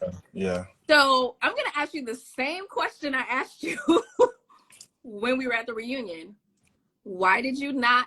And see, you and Marie do this thing where, and I feel like men in general, y'all don't want to hurt women's feelings. So sometimes, I'm nice. So sometimes y'all are not as direct and concise as you need to be, because you don't want to hurt anybody's feelings. And sometimes it needs to be like, yo, da da da da. But listen, I'm gonna answer however you want. Let's put it out there, because they're gonna put this to the Facebook groups and things like that. It's being recorded. They have nothing else to do. Not leave us out. No, Marie, you too. You do the same thing. The way y'all threw around this word gorgeous was shocking to me. The word was just being tossed around. Gorgeous. What? Anyway, so it's like, wow. Okay. Just being nice. He's just being nice. And see, the problem is, when you're just nice, people don't get it. People think like, oh, he called me gorgeous. He doesn't. He doesn't like you. What's the question? He doesn't like you. He doesn't. Why did you not talk to Lee in the house? Because I had a stronger connection with you, and we gravitated towards one another. So it was. Were you allowed to talk to Lee and or anybody else who really wanted to vie for your attention, since they didn't have a connection and we're going to be going home soon? I could have talked to anybody I wanted to. Why didn't you talk to them? Because I was talking to the person I wanted to. Got it. I don't know what else we should ask. Do you feel like I ever kept you from your connection with Lee?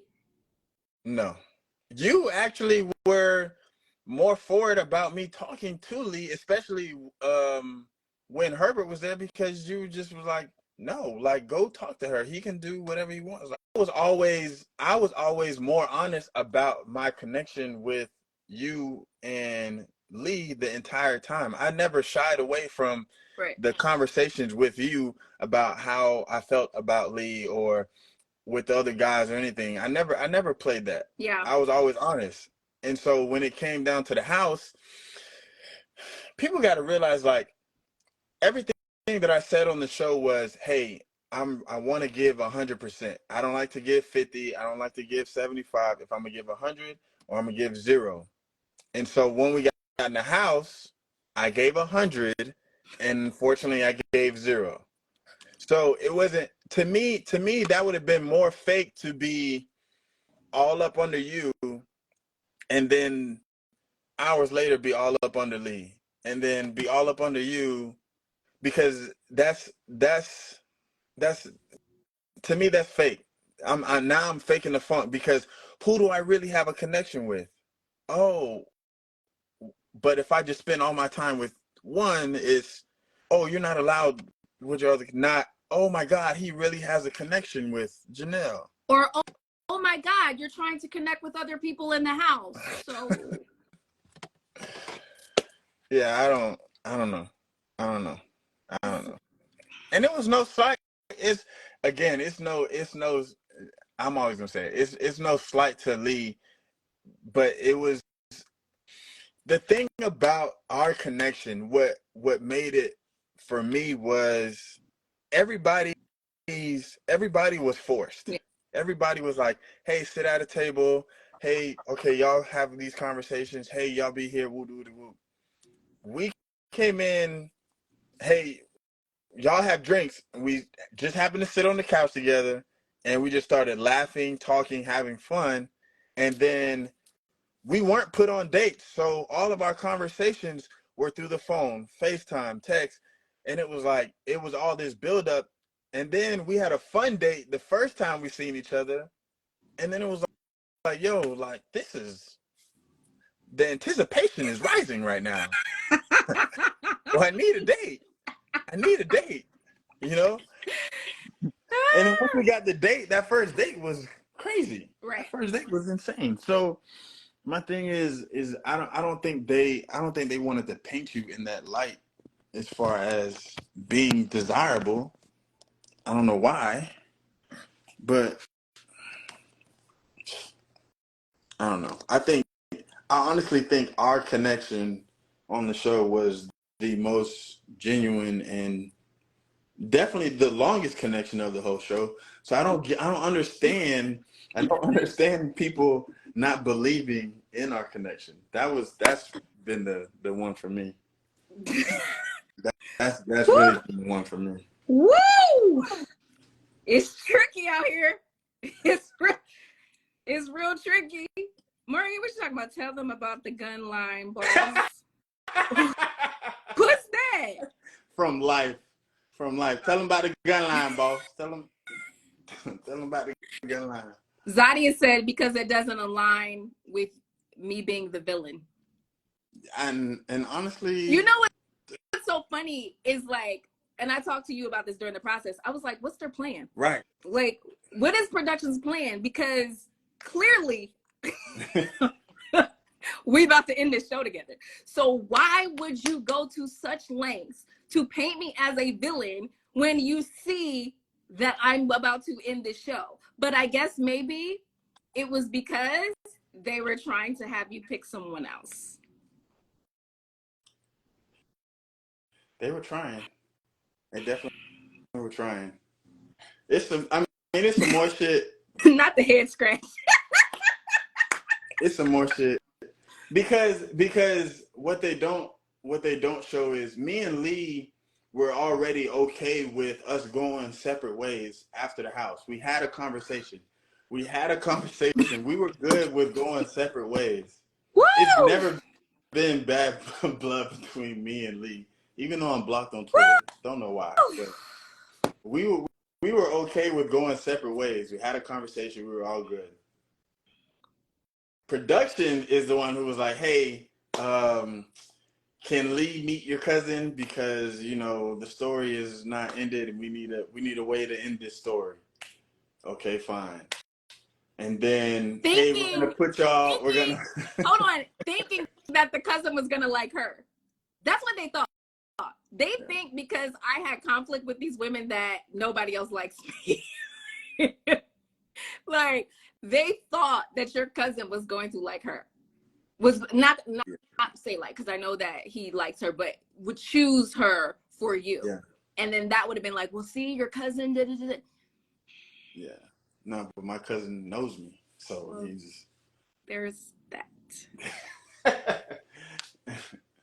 Yeah. So I mean, and honestly, they'll people viewing the show will never know, like, oh well, they made them go on this date, so they made Lee meet, his cousin, and they made us go on the last date, and even on the batting date, we were having conversations that were like separate. We're like, oh yeah, it's okay, and they're like, wait, don't talk about that. We need you guys to show that there's still hope. And so one of the last scenes, as far as like, hey, I still have a connection, I still want to make a decision, that was them telling me like, oh, hey, don't end that conversation like that, make it seem like y'all are still trying to choose each other and whatnot. But we had already been okay. I knew Lee was leaving. I think I text you or I text somebody. I was like, yo, Lee about to slide. Not slide. I think it's so funny when you say that. I knew she was gone. That was one of the only times I would say I acted on the show is when we got back in the men's lounge. When you were Tommy was like really? I knew she was gone. I knew she was leaving. Like, y'all think they really just gave us that news when we were at the men's lounge? I knew she was gone. Do you think Chris' comment would have smoothed better with Janelle? Do you think Chris' comment would have smoothed over better with Jessica had he just said he was the one that had said combative with her and not called for her combative verbatim? It would have showed a lot more about his character. I would say that. I don't know how the situation would have gone from there, but I think character-wise, it would have showed a lot for him to, especially in that moment when we were sitting there and we were trying to figure it out. Because honestly, I didn't remember. So if he would have came and said, "Nah, that was I said that. I remember saying that. I apologize." That would have been very commendable. I think, again, the cast is like, people ain't honest. And I think however we experience one another is fair. Like, you get to, however you feel after you have an interaction with me, that's your experience. For me, the issue was we asked you and you said no, that you didn't say that. The question on the table is, why did you just not say, yeah, I feel like you're combative. That's how I experience you. Oh, well, like, it's fine. Because I was called a bitch in front of the entire cast, and that was okay. But they focused on you saying. But they focused on me saying something off camera, out of scene. I'm like, literally, I'm like, do y'all just fast forward to my parts? I mean, I fast forward to my parts too when I watch it because everybody else is boring. But I'm like, this girl called me a bitch in front of the entire cast. I say ugly bitches. Don't get mad because I put an adjective in front of mine. But I say it to you, and I'm not even calling them that. I'm just like using it as a term. Like, what am I supposed to do? Anyway, my issue was, and it wasn't even my issue because I am so tired of taking up for motherfuckers who don't take up for me. So my issue was, like, if you said it, stand on that shit and tell her why you said it, because you get to feel that way. If that is how you feel, and if that is how you experience that person, then everybody is entitled to their experience. Right. But don't lie and say, and basically try to say, because by him lying, he was basically saying that one of y'all said it. Yeah. Basically, which is unfair. Yeah. So if you said it, stand on that shit. I felt like he could have been like, yo, I felt like that. Can we have a conversation? Because we really haven't had a proper ending to our situation. Thanks. And like, just have an adult conversation. Instead, it was this ridiculous back and forth and all of that. So I think he should have been like, yeah, I said it. That's how I experienced you, and moved on. But he didn't, for whatever reason. And I get it. Like, that was an intense moment where you know, he had to say it in front of everybody. Brittany. So Yeah, there's that. but and I don't know how he feels now. I think somebody said he apologized, you know, on the live or whatever like that, or I don't know if he and Jessica ever spoke about it, but So I don't care about them. that's Anyway. that's a character building moment. Hopefully, you know, he has. But I mean, granted, it was a tough moment, but what is he? He's 38, 37. So I mean, we gotta be able to withstand those moments. I'm just gonna put this up here because your cousin said it. Quentin, stop playing. I'm not, man. I'm not. I'm not. I am not. Lee Yo. was great. Lee was great. She was a very, very sweet person. We had an amazing connection on the show. Unfortunately, I was not for her. She was not for me. It don't say she not sweet. It don't say y'all ain't got no connection. It say she was boring. I don't have no personality. Let me see. How did it? How do you feel? I'm trying to put the Glock away because there's so much that I could say. Somebody just asked a very interesting question. But I'm trying not to. I can't put the question up, but somebody there it is. Is it true that there were alliances?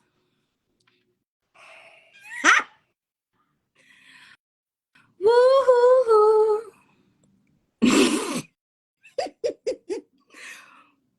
Quentin? There are no alliances. There are alliances, Quentin. There are alliances. There's alliances. The cast is pretty much split in two. Except for Herbert. I think Herbert is like the main bridge between everybody. Herbert ain't no bridge over here. Herbert has made his choice. Herbert has made his calling and election sure. Bridge your ass on. I think it started to. I mean, granted, I think it started to divide once the argument started, but I think the guys have tried to do their best. The only problem I had with the guys was with Chris. That was the only problem I had, and so we still have to have a conversation about that. But yeah, as far as all the immaturity stuff and the stuff being said about Phil and even Kira, I don't have no bad blood with Kira. The white girl stuff was out of hand, obviously. I mean, ain't no bad blood between me and her. I think the only person I can 100% say I do not fuck with and really don't give a fuck is Taquilla. That's about the only one that I really don't care. Cause yeah, there's no. Yeah. I don't fuck with none of them. So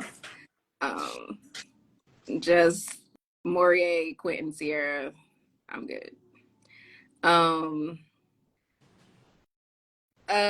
Good question though. So there were alliances, and honestly, the alliance was more like you just build, like you're building friendships, honestly, and you know, but you should probably ask the people that knew each other before the show, who had then decided to have like a fake connection so they could stay on, because that'd probably be a good question for them.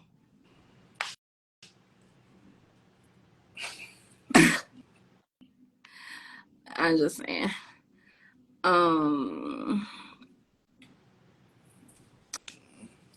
What other questions we got? Oh, this is a good question. Brittany's asked, if the roles were reversed on the show and you were a producer instead, what would you have changed and why?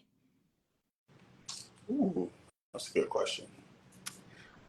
I would have sent Habibi home. simply for his conduct. No, simply for his conduct.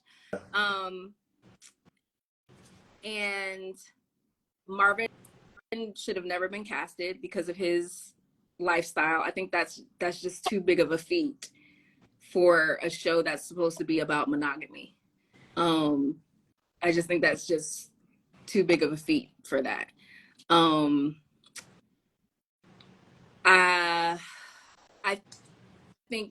think they should have either brought Lee in as a wild card, Yeah, or I they should have agree. brought Kira in as a wild card. I think Lee as a wild card would have probably been the best. Yeah, I think I'd like the idea of Kira as a wild card, because I feel like Kira is like very flirty and like, you know, I think men like that. And so I think that if she had to come in later, some of the things that she had said to already offend people, she wouldn't have had time to say. And she could have just really been her flirty self. And I think it would have, and she's a cute girl. So I think it could have just gone, she could have gone farther. So it should have been her or Lee as the wild card. I think Lee should have been the wild card. And I honestly think, though, with Kat and Kira being, I don't think Kat is as up as Kira, but Kat definitely has more of a up personality. I think they would have been really fighting for connections. I think they would have been fighting for each other's connections. What else would I would have I think different? I would have put, like I said this earlier, I think they should have put Brandon as our wild card. Talking about with the divorces and kids. Yeah, because he wouldn't have had time to like tell it. It wouldn't have been able to go around as quickly. Yeah, no. And Brandon has a nice personality. He's very like, he's cool. I never talked to bruh that night. I never talked to him, so he was gone. I was like, damn, what the fuck? What happened? And they were like, I'm sure. I was like, damn. Yeah. And then I just really felt like, you know, I don't know where you guys end up joining. Like, we didn't get to pick our dates, and I feel like I only went on 4 dates. Again, some of these girls were passed around to all 10 men. My only solo dates were you and Lee. That's crazy. The only other solo date I went on was your bubble date. elimination date with Jess. Yeah. I only went on solo dates with you and Lee. Yeah. And they showed the first date with me and Lee, which was like great, and then showed nothing else. Yeah. And so it really just made it seem like, oh, why are they even still connected? So when I say, oh yeah, me and Lee have this great connection, niggas is like, what? Where? So yeah, I don't understand that one. How did you get it?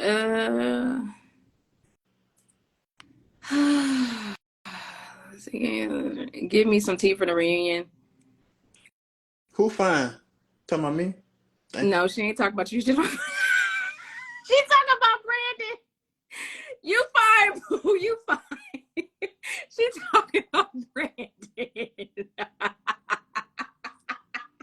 You fine, boo.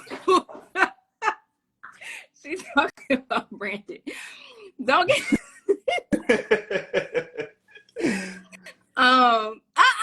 Zadia, you ain't gotta double down on it. It's all right. Give us some. There ain't no tea for the reunion. What up? There go, what's your name? There go Chris right there. Chris who? Christopher. Whatever. Chris, I think I saw you in the gym the other day. I didn't know that was you though. I guess they telling each other to come on over here, you know. Guess the word is out. I'm sure there'll be some ridiculous Twitter responses within the hour or tomorrow or whatnot. Put the clock away. Try. Don't come from my boo's pasta. His pasta was banging, Brittany. Okay. It was literally so good. Hey, them wings was hitting. I ain't gonna hold you. The wings was good. There's no tea from the reunion. Honestly. Yep. Also, it's a blur. A piece of it already. Yeah. Got the. It's a blur. ain't no there's no spoilers. Really, everything is just pretty much what it is. Folks lying. Yeah, I mean, more of what you've seen all season. Folks lying, people trying to act gully like they want to fight, they don't. Gully. You know, people being in the back in the peanut gallery saying slick shit under your breath, but then when you get back there, they don't have nothing to say. It's more of nothing. I'm really surprised that they're gonna do 2 parts because I really don't feel like there's enough content there. But half the stuff that they promoting this week, they're not even gonna show. Right, yeah. Because they just tried to put the fight in between one of the segments. Yeah, I saw that. And I was like, that definitely happened before anything. Right. So, yeah.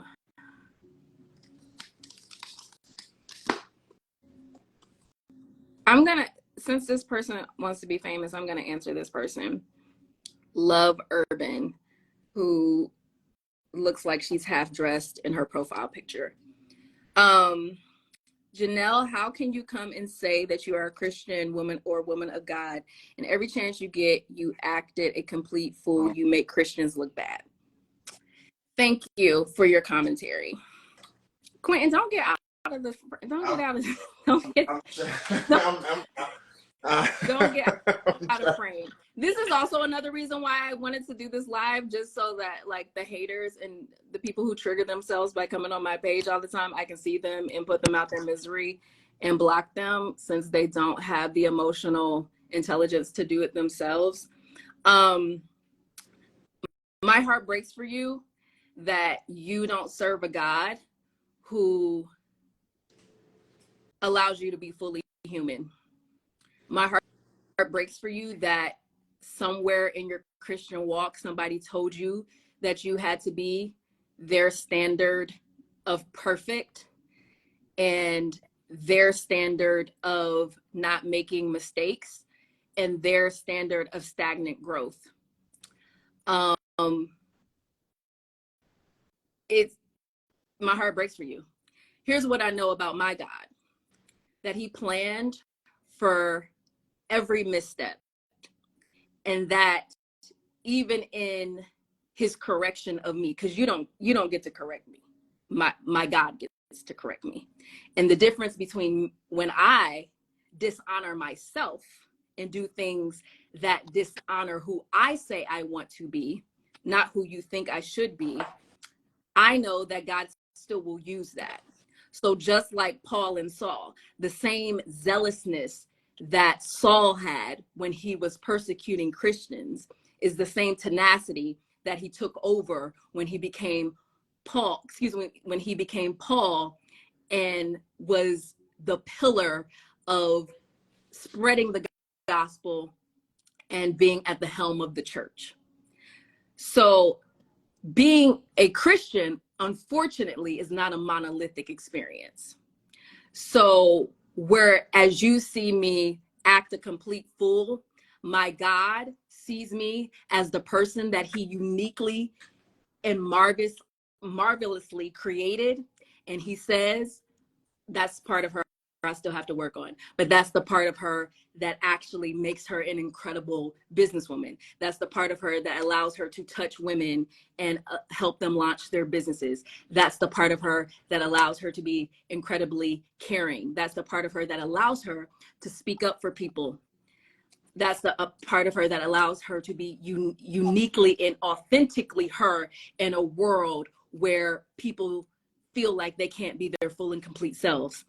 As a woman, as a human being, I get to have a full human experience and response. And sometimes I get it right, and sometimes I get it wrong. But on both days, I am chosen, and I am a daughter of the Most High God, and no good thing will be kept from me. So Love Urban, I pray that you can bow yourself to God and allow him to continue to work on you so that you don't feel like you have to be perfect or morph into what people feel like you should do in a scenario that they know nothing about. Be blessed. Moving on. Continue to enjoy the show. Some of these questions.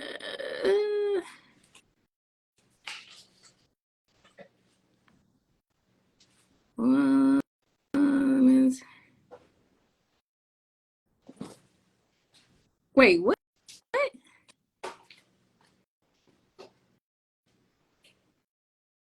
Have you heard this, Quentin? What? The men said you were wanting to pay most the bills. Is that the case? Are you willing to support a man? Huh? What? One of these monkeys said that? Wait. Put the question up so I can see. You can't see it? I put it up. I still got give us some tea from the end. Oh, okay. It'll probably come up in a second. It says the men said you were wanting to pay most the bills. Is that the case? Are you willing to? What? Girl, I ain't never heard that before. That's breaking news to me. I don't know nothing about that. I ain't paying nobody. I don't know nothing about that. I ain't never heard that before. I ain't paying nobody's bills. I don't pay other people's bills. I don't take care of grown people. I never heard nothing like that. I got like my own grown lady bills over here. Let me see. Okay, already answered that question. I don't know what that means. Ain't no tea. Okay. Quentin, you up late. You hanging in. I'm going to a wedding tomorrow, so I'm packing because niggas wait till the last minute to pack. So.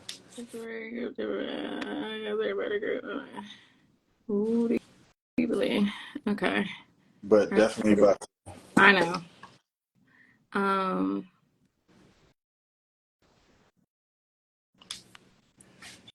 Yeah, I refuse to be anybody's version. Like, I'm not being y'all's version of me. Like, I don't have to be that. I don't care what you think I should be doing, how I think that's crazy and so incredibly unfair.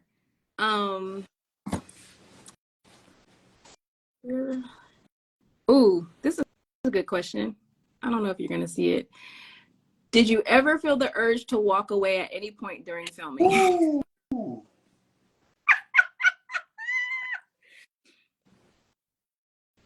Yes.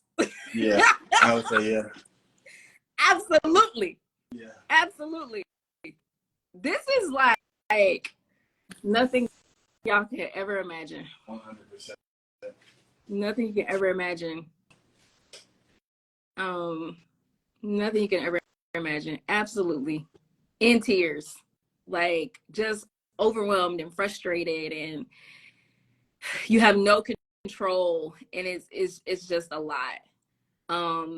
So absolutely had the urge to walk away at any point, but I'm not a quitter. I'm a winner. And just to clear, at least for me, it's like it wasn't anything with the cast like that. Yeah. Wasn't anything with the cast. It was all production stuff, and for me, it was like life stuff. So that was the only reason why I was like, man, I'm really thinking about like sliding away from this process. Yeah, it's just a lot. It's just a lot, and then you have like your regular life, your film life. It's a lot, and it wears on you. And what's interesting about this process, you don't have any recovery time. There's no recovery time. Like, you're on the wheel, and so it gets overwhelming, and it just becomes a lot. So yes, I certainly wanted to walk away. You got another question before I get out of here? Let me see. I don't know. Someone said, I don't know why they question y'all's connection. Y'all clearly enjoy each other's company. Clearly. But if it's the narrative, it makes the people who were less fortunate in the process feel better, you know. Let me see. Oh, we can end it on this because it's my bedtime as well. Will you be doing interviews once the reunion ends? I will. I plan to do at least one. But yes, I will. I will be doing some interviews. Yeah. You know, I don't believe so. I honestly, I'm trying to edit myself because I feel like people are just going to take sound bites of what I say and twist it and turn it because, you know, we want to keep the narrative going. I don't think I will because it doesn't benefit me. I feel like people think what they want to think. I don't have anything to prove. It is like at this point, it is what it is. Like at this point, it's just like my word against somebody else's. Yeah. And I feel like people are committed to believing what they want to believe. And that's fine and that's fair. I have no desire to change anybody's mind. That is not my ministry. That is not what, like, if I'm mean, Godspeed. If I ain't let Quentin talk to nobody, you right, girl. Blame it on me. Say it's my fault as long as it's over. Chrisette Michelle style. Like, I don't. And what will happen, because everybody has done interviews and their interviews have just been about me. So I don't know why I would then do an interview to then give them another 15 minutes to talk about me, because all it's going to be is a back and forth. And I'm sure even with this live, it'll be a back and forth, but I just have other things to do. So I just don't feel like, it benefits anyone. And at the end of the day, this was for entertainment. And one thing that I said, to Jessica, mainly when the combative comment came out and we were in her room, I said, you know, when we signed up to do this, we had to take the good with the bad. Yeah. And we have to trust God to cover the fallout. So I don't have a desire to talk to someone who has no journalistic integrity, who is already biased, and who's already been talking about me for the last 14 weeks every week. What's shocking to me is, like, people think that I'm going to come on their platform after you've talked about me. Yeah, I saw somebody reached out to me weeks. today, and I don't even watch all the interviews, but I definitely caught one and saw a narrative that they were pushing, and I was like, yeah, I'm probably never gonna come on your platform, and because why would I come on a platform you've been talking about me? But I think my position is, one, it's funny because every time I see my name on Twitter, I just retweet it. And so somebody was like, why is Quentin continuously reposting us, like dragging him? Because I don't care. It doesn't bother me. But also too is like I definitely want to show and this may just be my position in relationships and emotional intelligence, but like I definitely want to show the benefits from being on the show and the effects that it had on me relationship wise before and after. So I'm not finna play into the questions that they same way dodging producer questions, trying to get us to say certain shit. Like I'm media trained. I'm not finna play into those, to the back and forth questions and wanting to. Yeah, no, I'm not. So if anybody is watching and wants to interview me and they think they're about to get some juicy ass, messy ass answers, I'm not it. But you know what the real thing is? I'm the nice guy. The real tea is I'm doing everybody a solid by not doing interviews. Like, the clip is heavy. The nines weigh more when they wet. Like, the clip's so heavy. I'm doing everybody a solid by not doing an interview. Because it's like, y'all have no idea. No idea. No idea. Every last one of them. No idea. And I've just been holding it. So I'm just like, Continue to keep the Glock tucked. Just continue to keep the Glock tucked. Okay. Just keep it tucked. the nines weigh more when they wet. Like, I'm doing you a solid by not exposing the dog shit out of you. Yeah, don't do that. Don't do that. But I'm the mean girl. Like, Don't do that. and I'll be that. Buy the sweatshirt. We still got some left. I'm doing everybody a solid because I just don't care that much. And I feel like everybody's already benefited from running my name. So, like, why would I continue letting you, like, it's over. Once it's done, I'm going to you got to cut the snake off at the head. The only way it dies is if I kill it. So once these 2 little episodes is finished. Thank God. Thank God. Okay, once these 2 little episodes is finished, everybody can go back to their mediocre lives and we can all move on for a minute because I'm just gonna let it breathe. I'm gonna let it breathe. We're just gonna live happily ever after. My side of the story is I'm happy AF.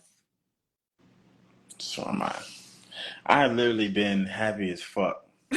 I literally been happy as fuck, man. That's another reason why I haven't really been going back and forth with anybody, like in YouTube comments on certain video, going back and forth with random people. Like, live your life. Live your Please. life. Live your life. Please live it. Find whatever you could have learned from the show and apply it to dating, because honestly, if dating should be so much easier now because you have a blueprint. Yeah. You have a blueprint on how to go about it. And so in my mind, I'm like, bro, like I've been living, working, and I'm happy. I'm so happy. Yeah. I'm so happy. So I couldn't. That's why I'm not bothered by these comments. Like, what? These random ass people that I don't know. That you don't know. Who don't know you. Who don't know me. That's the gag, is that y'all are going back and forth with people that don't know you because you're worried about a narrative that you're never going to hear in person anyway. Because your friends don't think that about you. And if they do, you probably need to pick some new friends or look in the mirror. But that the narrative that people are painting about you are not real. So why going back and forth with somebody about something stupid? Yeah. Come on, man. Y'all. Everyone is better than that, man. Everyone is better than that. Everyone is better than that. Well, except for Taquilla. All right. Y'all, good night. I'll talk to you later. Good night. Good night.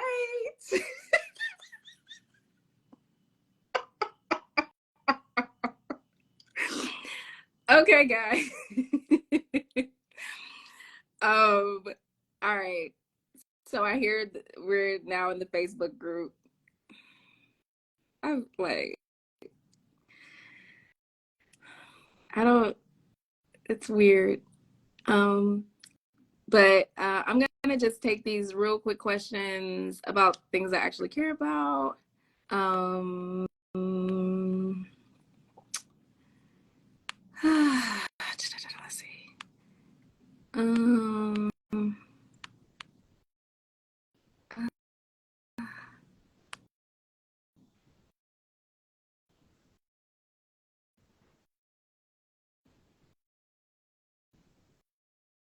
y'all are so funny.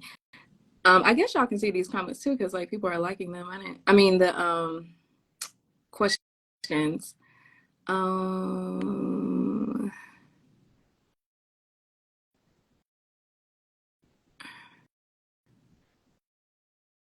uh, not to their advantage.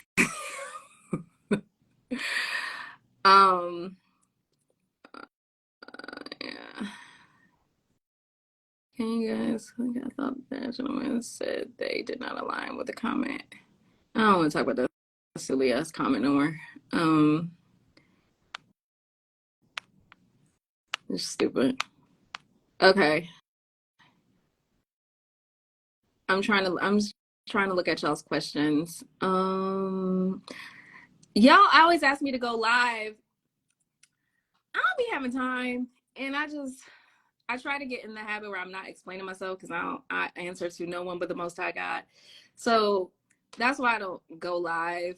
And it's funny, Morier and I were talking the other day, and we were like, man, we should have gone live like this whole time, like gone after the show. But we were just everybody was just trying to protect their peace, protect their sanity.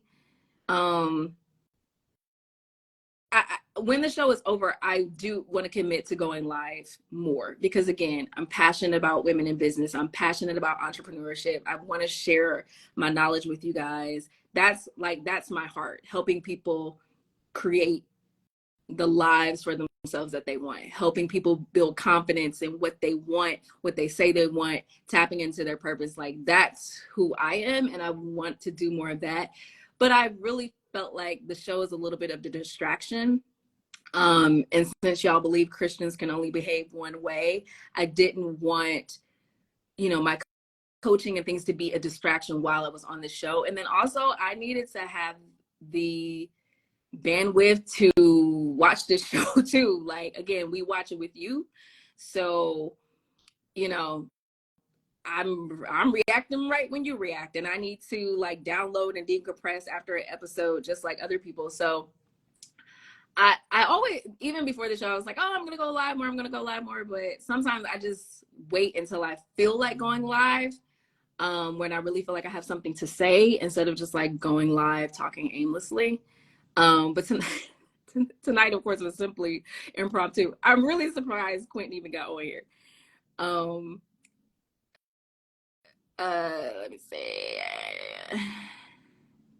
Let me see. Are you?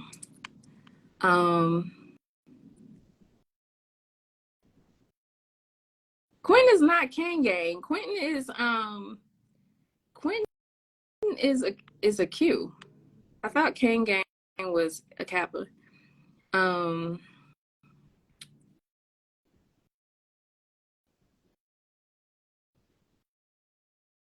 Some of these. Oh,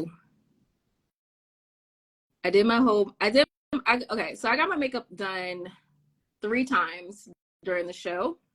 I got my makeup done for the mixer, and I hated it. I hated my makeup every single time I got it done. Hated it.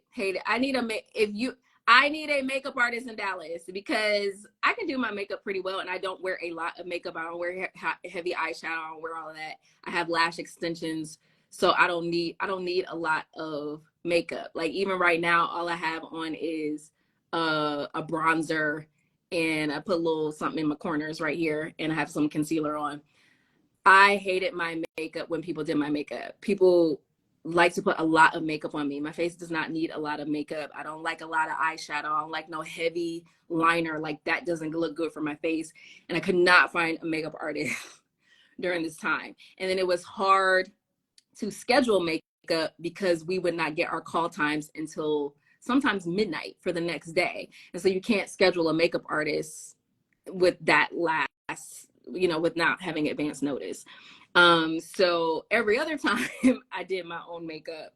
So I got my makeup done for my first interview, which they didn't even air. They actually I did like a pickup interview where I did my own makeup. So I did it for the Mansion Mixer and I did it for the reunion. Really didn't like it for the reunion either, but I made it work.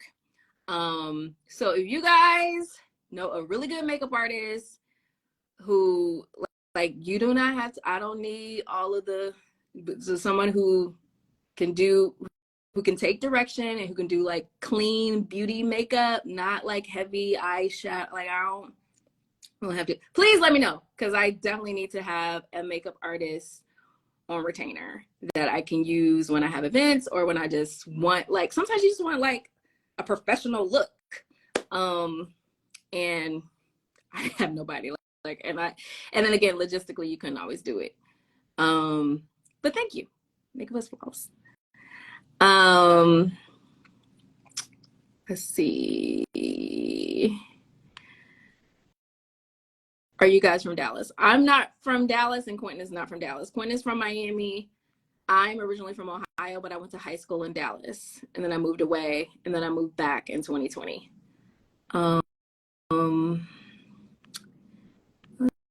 Let's see.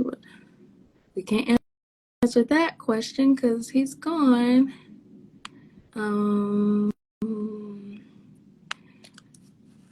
Red implied that you and him had a connection. Is that true? It was. I liked Red. But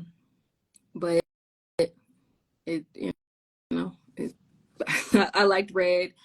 But the process processed. That's what it is. But I did like Red. They never gave Red and I a one-on-one. We just had the group date, and then on our group date they played just a little bit of it. I don't know who Red had one-on-one dates with. I think he had a date with Kier, but then he was having like what we call bubble dates, where they tell you like, oh, you're still ready to love. So I don't know, but yes, we did have a connection. I liked Red. Hey, Deidre.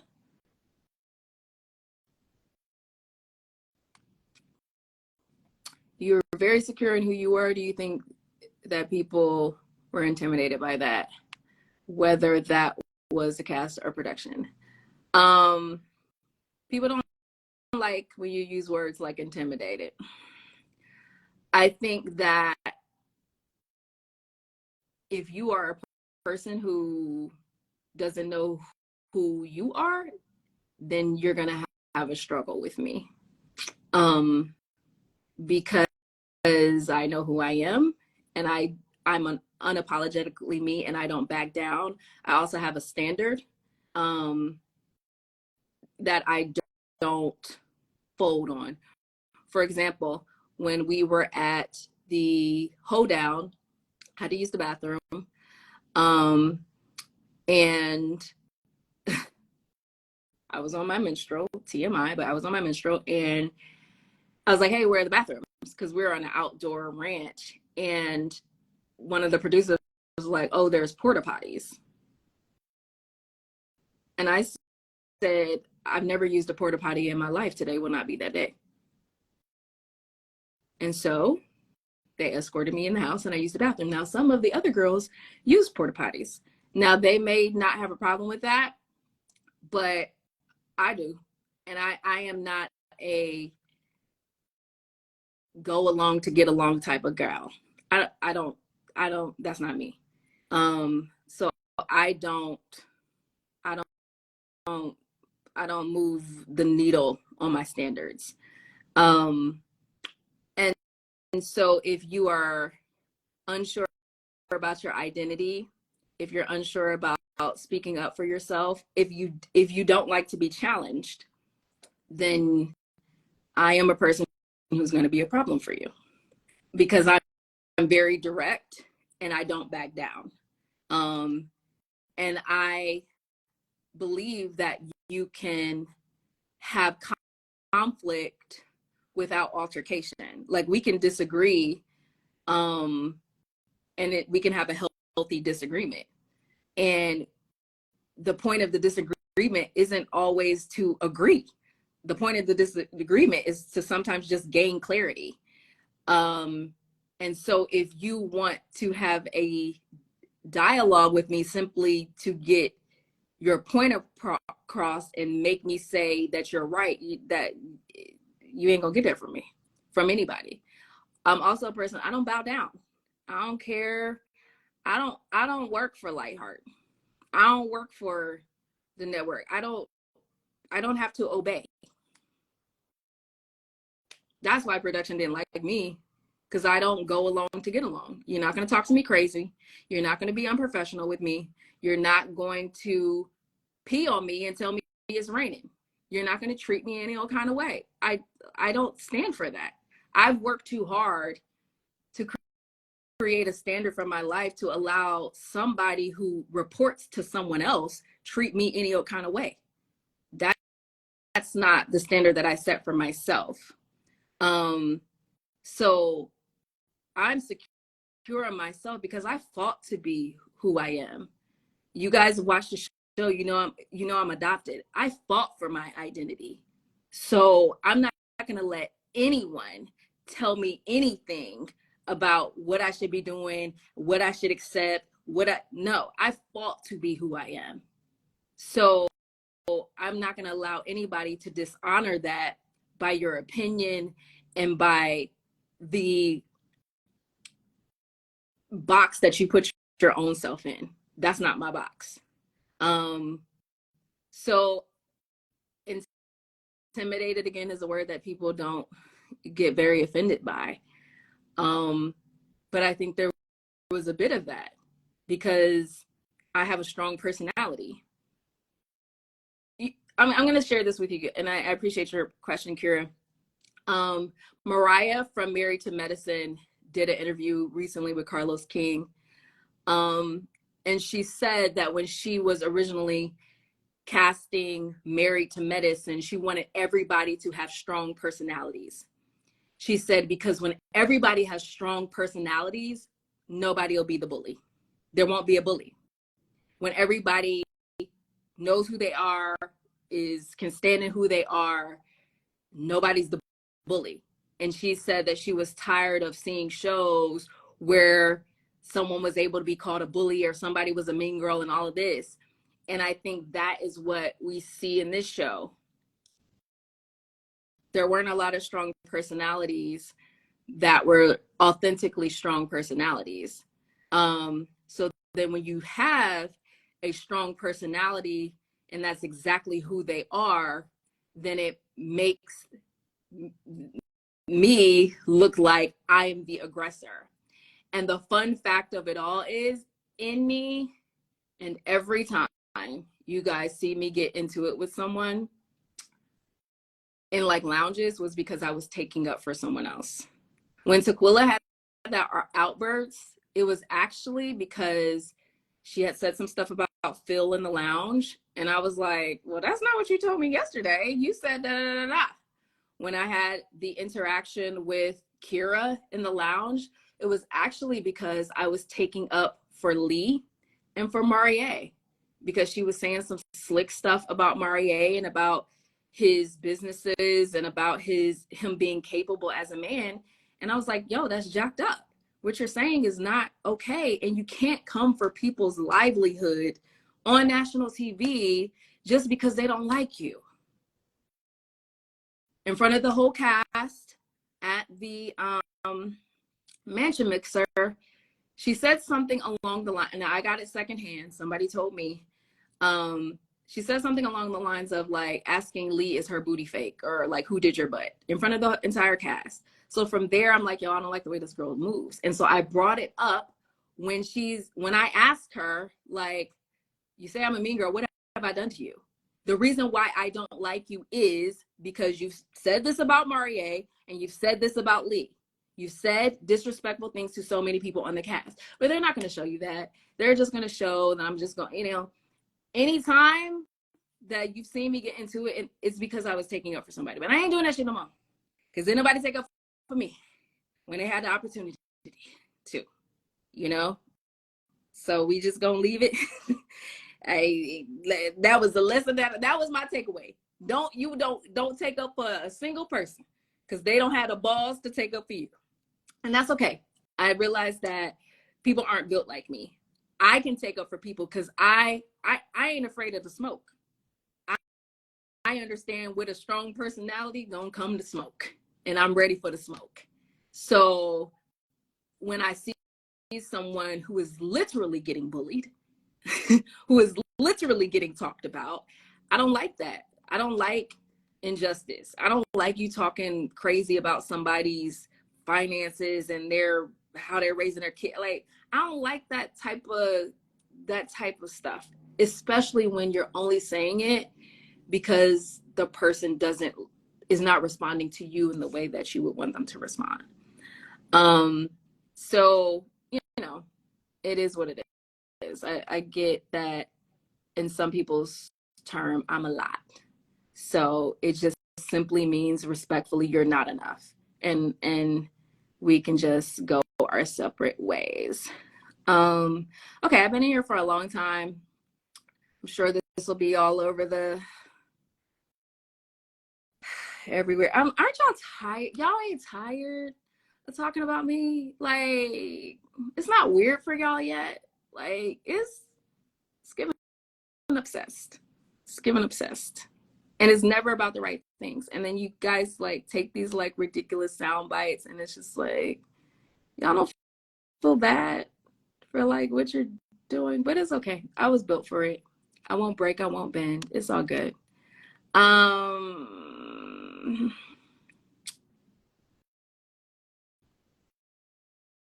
What the, okay. Singing there, Jackie. Do I believe someone was sent home too soon?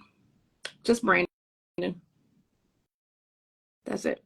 Just Brandon. Brandon was sent home too soon. Everybody else needed to go when they went. Not Red, but like when Red went home, I was like, oh, he about to get sent home. He about to get sent home. But I feel like it was just, I feel like Red, he could have, I feel like he went home too soon. Let's see. I think there's other questions in here, but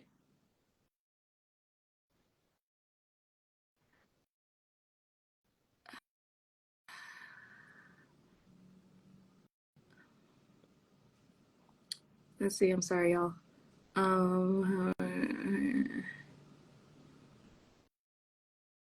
Corey Morgan does natural looks in Dallas. Can you send me her page?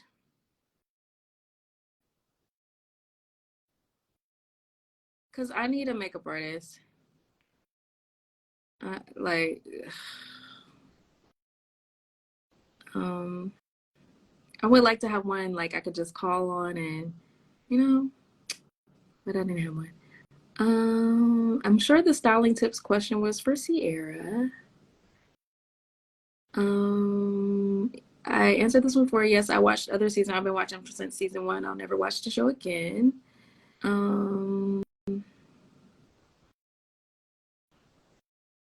Hey Tammy, you're probably not here no more. A lot of y'all are asking what's next.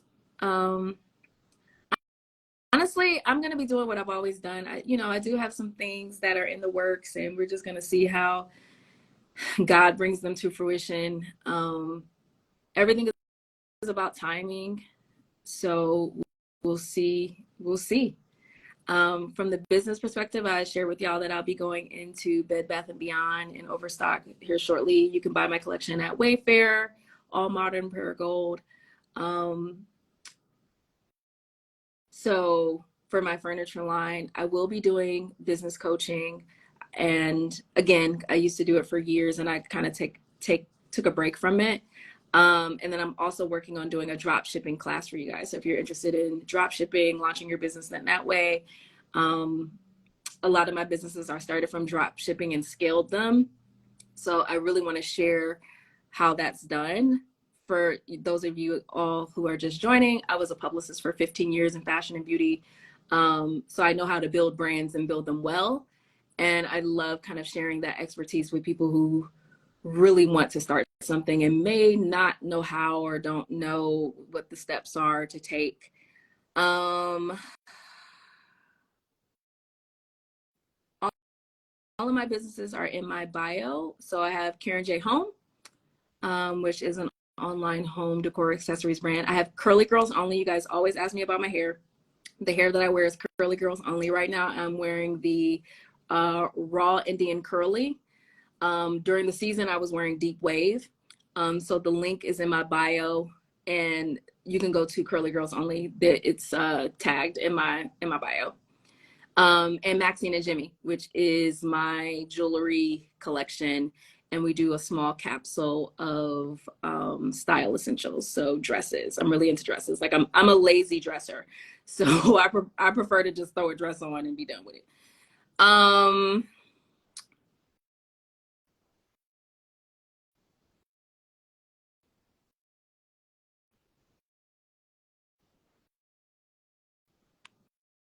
Let's see. Who were you?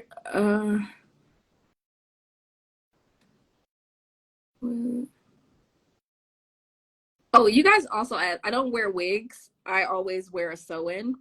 So a lot of you guys ask me that. So I always have on a sew-in. I don't wear wigs, simply because I'm lazy with my hair. Like I have literally, if I'm not out, my hair is up in a bun and a ponytail, or I have like just been sleeping with my hair like this. I don't cover my hair. I don't wear bonnets. I'm lazy with hair.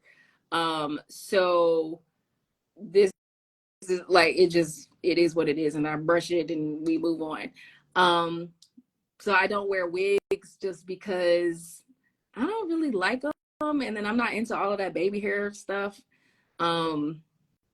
I feel like your hair looks more natural if you just put that closure right behind your hairline. You have a more natural look. So I went through a wig phase, but I don't wear wigs now because I like to just be able to take the hair all the way off, or just like be a little bit more comfortable. And I like to swim. So I don't, I guess you can swim in a wig. I don't know how to work. So, but you guys always ask me that. So I only wear sew-ins. And I know that's so old school. Let's see. Okay, I think, what do you,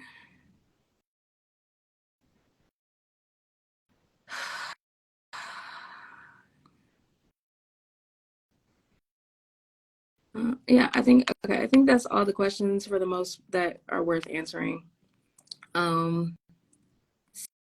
So there's no tea for the reunion. I don't have any. I don't even remember. It was just a very long day. It was a long day, and I can't. I also, like, when like different people, because they split us up obviously depending on like the storyline. So sometimes when people were out having their segment, I didn't get to hear them. So a lot of like Morier and Jess's segments I didn't get to hear because they would either maybe move me and Quentin, or if we were going to be next, they had us like in a holding area, so we couldn't watch like who was out there. So a lot of conversations I did not hear or see, which I didn't realize that. I thought I was going to be able to like be privy to everything. So there's no tea for the reunion. No bombs were dropped for real. It was what it was. It was just everybody recounting and them trying to continue to push the narrative of this, that, and the other. And again, I'm not here to explain. I don't even care no more. It's like, whatever you think, have at it. It's a television show. It's here for entertainment. Whatever you think is totally and completely fine. Whatever. I ain't here to dispel no myths. It's fine. So yeah, I don't know how they're gonna break it up into two parts, because I feel like it wasn't like that.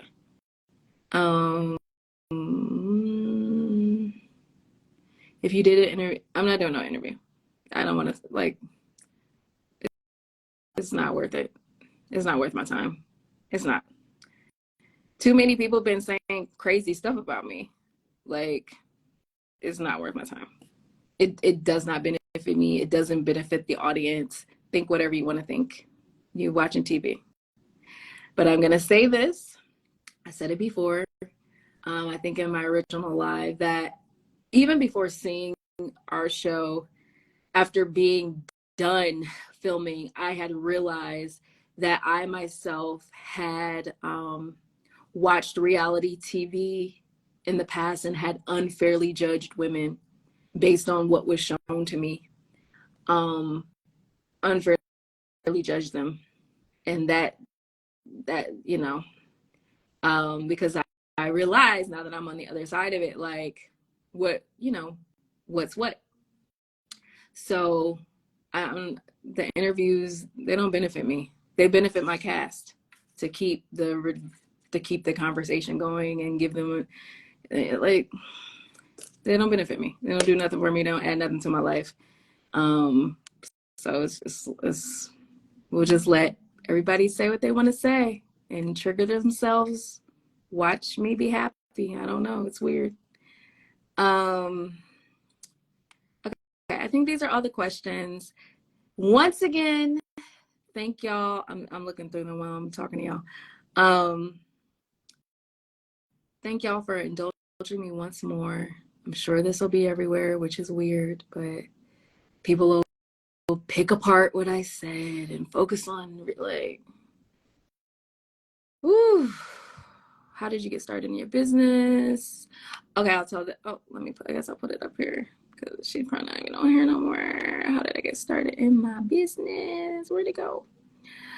So real quick, I got started in my business I was a publicist for 15 years. I worked in fashion and beauty in New York City. I owned a PR firm, and I got burnt out from doing PR. And so I wanted something creative to do. So I started designing pillows, like in Photoshop, because I just needed a creative outlet.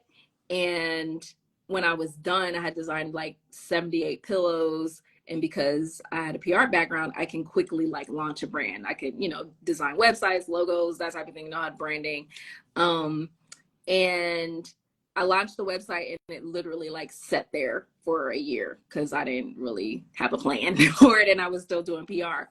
And then the next year, COVID hit and I relaunched with like the full home decor offering that you see now. And it just took off because everybody was at home looking at their white walls and buying stuff for their home. So that's how I got started in business. I started my PR business because I used to do fashion shows every month. And from doing the fashion shows, I started doing marketing for like the designers and the hairstylists and the makeup artists. I started putting marketing campaigns for them to help like leverage their brands. It evolved into PR. And so that's how that first business was born. And now, almost 20 years later, here we are. So if you guys have any questions, people ask me about mentoring, I promise you I'm working on the drop shipping class and opening up my calendar for coaching if you're interested in that. But I'm, in general, always happy to answer questions about business. I've been able to I've been blessed to do well with my business and really like create something that far exceeds what I even thought for myself. So I don't want to toot my own horn too much because then people will make it that. But my business I've done partnerships with Google, the NBA, Hennessy, Grand Marnier, BuzzFeed. You guys know I designed the mug for HBO, the Black Lady Sketch Comedy Show. So I really want to teach people how to do that, how to like create brands that look big, that feel big, and have a lot of opportunity, and ultimately like have you live off your brand. That should be the goal. If you don't want to work, I don't think you should have to. If you don't want to like work a traditional job and you have an idea or you have a passion, we need to turn it into profit. All right. So thank y'all so much for indulging me once again.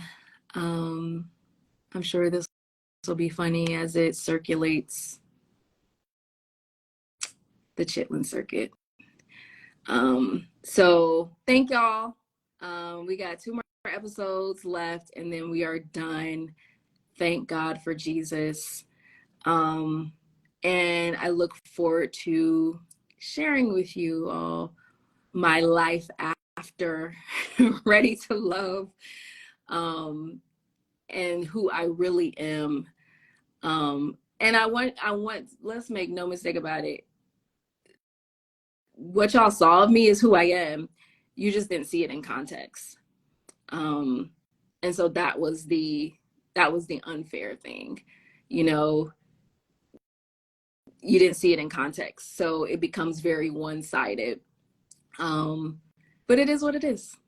To God be the glory for the great things he has done. So thank y'all. Continue to enjoy the show. Thanks for hanging out tonight. Thank you, Sierra. Thank you, Quentin, for joining me tonight. That was very impromptu. I think it's hilarious because that's not even Quentin's MO. And Maurier for always being an ever-present support. So we will see y'all on the other side of TV. Have a good night, y'all. See you later.